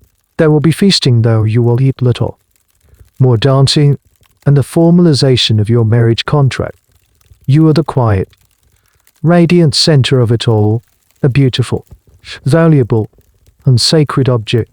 The joy around you is infectious, and you feel a genuine sense of triumph. But underneath it all, a small, quiet question begins to form in your mind when the drums stop, when the crowds go home, and when you are no longer a goddess in the public square. Who will you be then? The echoes of the celebration fade. The drums are silent. The crowds have dispersed, and the vibrant colors of the festival have been put away. Your new life begins, not with a bang, but with the quiet, everyday rhythm of your husband's compound. The transition from goddess to wife is swift and stark. Your new home is larger than the one you grew up in, a sign of your husband's family status. You have your own small hut within the compound, a space that is yours but also part of a larger, pre-existing family structure. His mother is the matriarch here, a powerful woman with kind but watchful eyes. His other relatives, perhaps even another, older wife, are now your new family. You must find your place among them. Your beautiful, heavy body, which was the source of your glory, now presents a new set of challenges. It dictates the pace of your new life. The slow, shuffling gait, once a ceremonial performance, is now your everyday reality. You cannot rush to the stream for water or hurry to the market. Rather, Younger women in the compound perform the more physically demanding chores. Your role is different. You are a woman of status, and your primary duties are domestic management and, most importantly, the bearing of children. Your weight is a constant present. It makes simple tasks, like rising from a stool or bending to stir a pot, a conscious effort. The aches in your joints are your constant companions. But now, they are no longer just the price of beauty, they are the markers of your respectable, married status. Your relationship with your husband is a world you must learn to navigate. The secret knowledge Eka imparted to you in the dead of night becomes your guide. You learned his moods, his preferences, his ambitions. You learn the quiet art of influence she spoke of, how to be a partner and a counselor. Your body, the symbol of your value, is central to your new relationship. It is a source of pride for him and, you discover, a source of pleasure and connection for you both. The community's perception of you has solidified. You are no longer just a girl from the fattening room. You are a respected wife. When you walk through the village slowly, of course, people greet you with a new level of deference. You are a success story, a living example of the tradition upheld. The other women listen to your opinions. Your mother-in-law consults you on household matters. Your status is secure. But there are moments of quiet reflection when the weight feels like more than just flesh. It feels like the weight of expectation. You are expected to produce children, preferably sons, to carry on your husband's lineage. Your fertility, long symbolized by your size, is now a matter of public interest and pressure. Every month that passes without a pregnancy is a silent question mark. This transition from celebrated bride to established wife highlights a critical social function of the Nkugho. The ritual did not just create a beautiful bride, it created a high-status wife, whose physical appearance constantly reinforced her role and the expectations that came with it. Her limited mobility and visible prestige physically and socially locked her into a specific domestic sphere. The historical debate continues on whether this should be viewed as an honored and protected position or a gilded cage. For you, it feels like both. You sometimes think of the Nkugho hut. In your memory, it is no longer just a prison. It was a strange, sacred space of transformation. You remember Eka's stern face, the taste of the heavy porridge, the shared silence within her. It was an ordeal, but it was also a time of intense focus. A time when your entire world was dedicated to a single purpose. Life outside is more complex, filled with 1,000 competing duties on relationships. You see other young, thin girls running through the village. Their limbs are light and free, and you feel a pang of something you can't quite name. It's not regret, exactly. You are proud of who you are, of the status and security you have achieved for yourself and your family. But it's a phantom limb of a memory, a nostalgia for a lightness you will never feel again. Your beauty is a heavy crown, and now you must learn to wear it for the rest of your life. Years pass. You have children of your own now. A son with your husband's eyes, and a daughter with your own stubborn chin. Though it's softened by the plumpness of childhood, your position in the compound is secure. You are a respected matriarch, your voice carrying weight in the women's circles. The brass rings on your legs have been removed, a change that often happened after the birth of the first child, but your body still carries the undeniable signature of the Nkugho. It is who you are. But the world outside your village is changing, and the whispers of that change have grown into a steady, insistent hum. It started subtly. New traders began to appear at the market, not just from the neighboring regions, but from across the Great Water. They brought with them not just new goods like mirrors and sugar, but new ideas. They were followed by missionaries, with their strange religion and their even stranger clothes that covered the body from neck to ankle. They built a school near the village. At first, only a few families sent their children, but the children who had learned to read and write in the foreigner's language, they learned a different way of seeing the world. These changes bring a new, unsettling element into your life, a different ideal of beauty. The missionaries' wives are pale and astonishingly thin. Their bodies have no softness, no curves. They look, to your eyes, like starving children. At first, this is a source of amusement and pity among the village women. Poor things, your mother-in-law would suck. Their husbands clearly cannot feed them. But then you start to see the new, glossy paper images the traders bring. They are pictures of foreign women, all of them with the same impossibly narrow waists and thin limbs. The young people in the village, especially those who go to the mission school, stare at these images with a fascinated curiosity. A new word enters the vocabulary: fashionable, and fashionable, it seems, means thin. You see it in the younger generation. The girls who once would have aspired to the Nkugho are now wrapping their cloths tighter, trying to achieve a slender silhouette. They look at your majestic, celebrated fullness with a new kind of expression in their eyes. It's no longer pure admiration. There's a flicker of something else. Pity, embarrassment. You see them whispering to each other and then looking away when you catch their eye. This clash of aesthetics is a well-documented phenomenon of the colonial and post-colonial eras. The imposition of Western beauty standards through media, education, and religion has had a profound and often damaging effect on local traditions around the world. The Nkugho is a prime example of a practice that went from being the height of honor to being seen as primitive or unhealthy in the span of a generation or two. The debate about the tradition now happens in your own village. The older generation, like your husband and his mother, defend the old ways. It is our culture, they say. It is what makes us Efik. But the younger people, influenced by the church and the school, push back. It is unhealthy.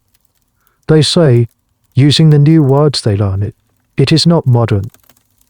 You find yourself caught in the middle of this cultural earthquake. Your own body is a battlefield for these two warring ideals. For your entire life, it has been a source of pride, a symbol of everything your culture held dear. Now, in the eyes of the new world, it is a symbol of the past. It is too much. One day, your own young daughter comes home from playing. She has seen one of the foreign magazines. She looks up at you, her face serious. "Mother," she asks, "why are you so big? The ladies in the pictures are not big." You look down at your child, and for the first time, you don't know how to answer.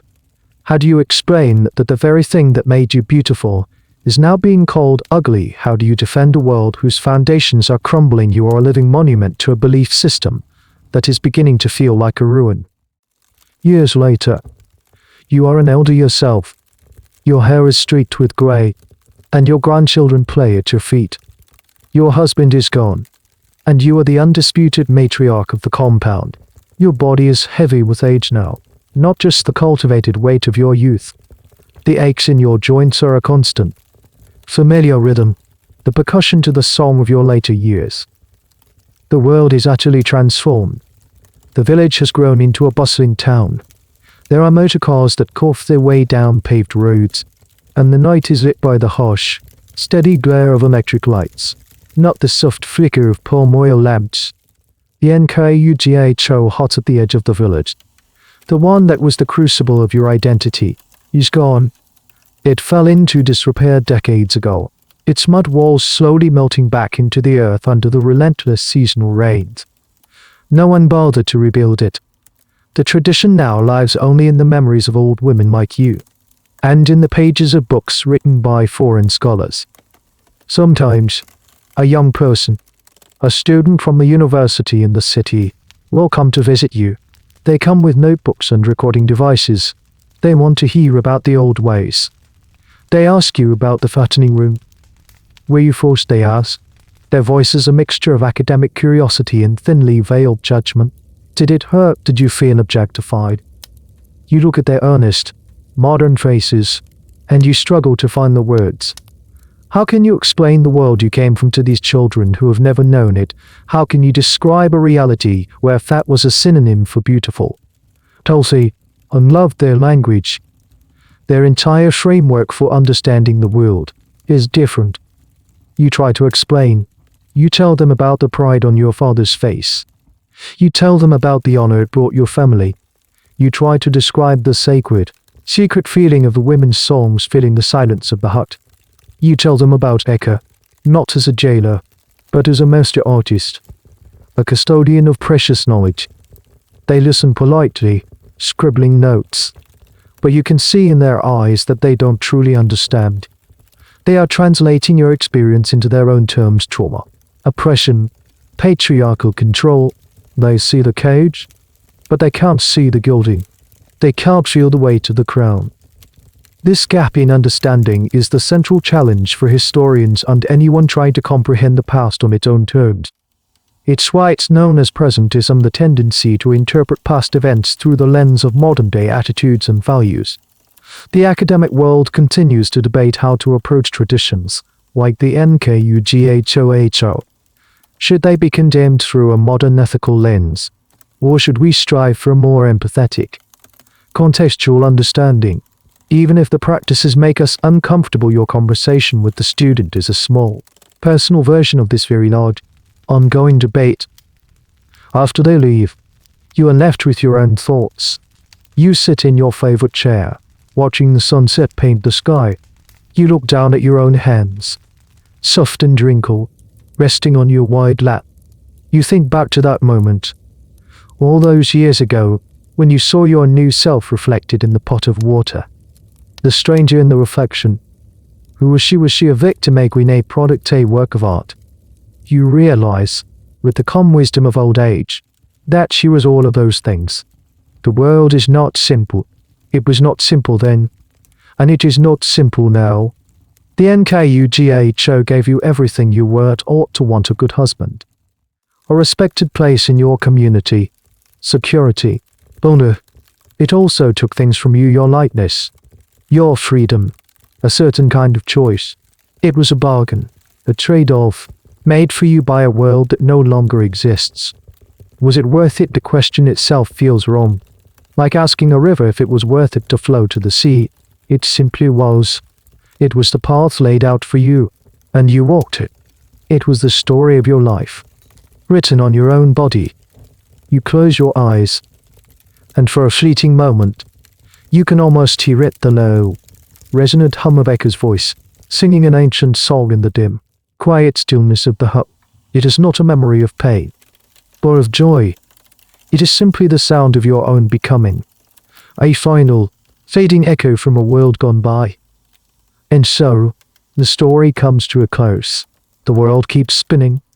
Ideals of beauty shift like sand dunes in the wind, but the memory of that journey, carved in flesh and spirit, remains.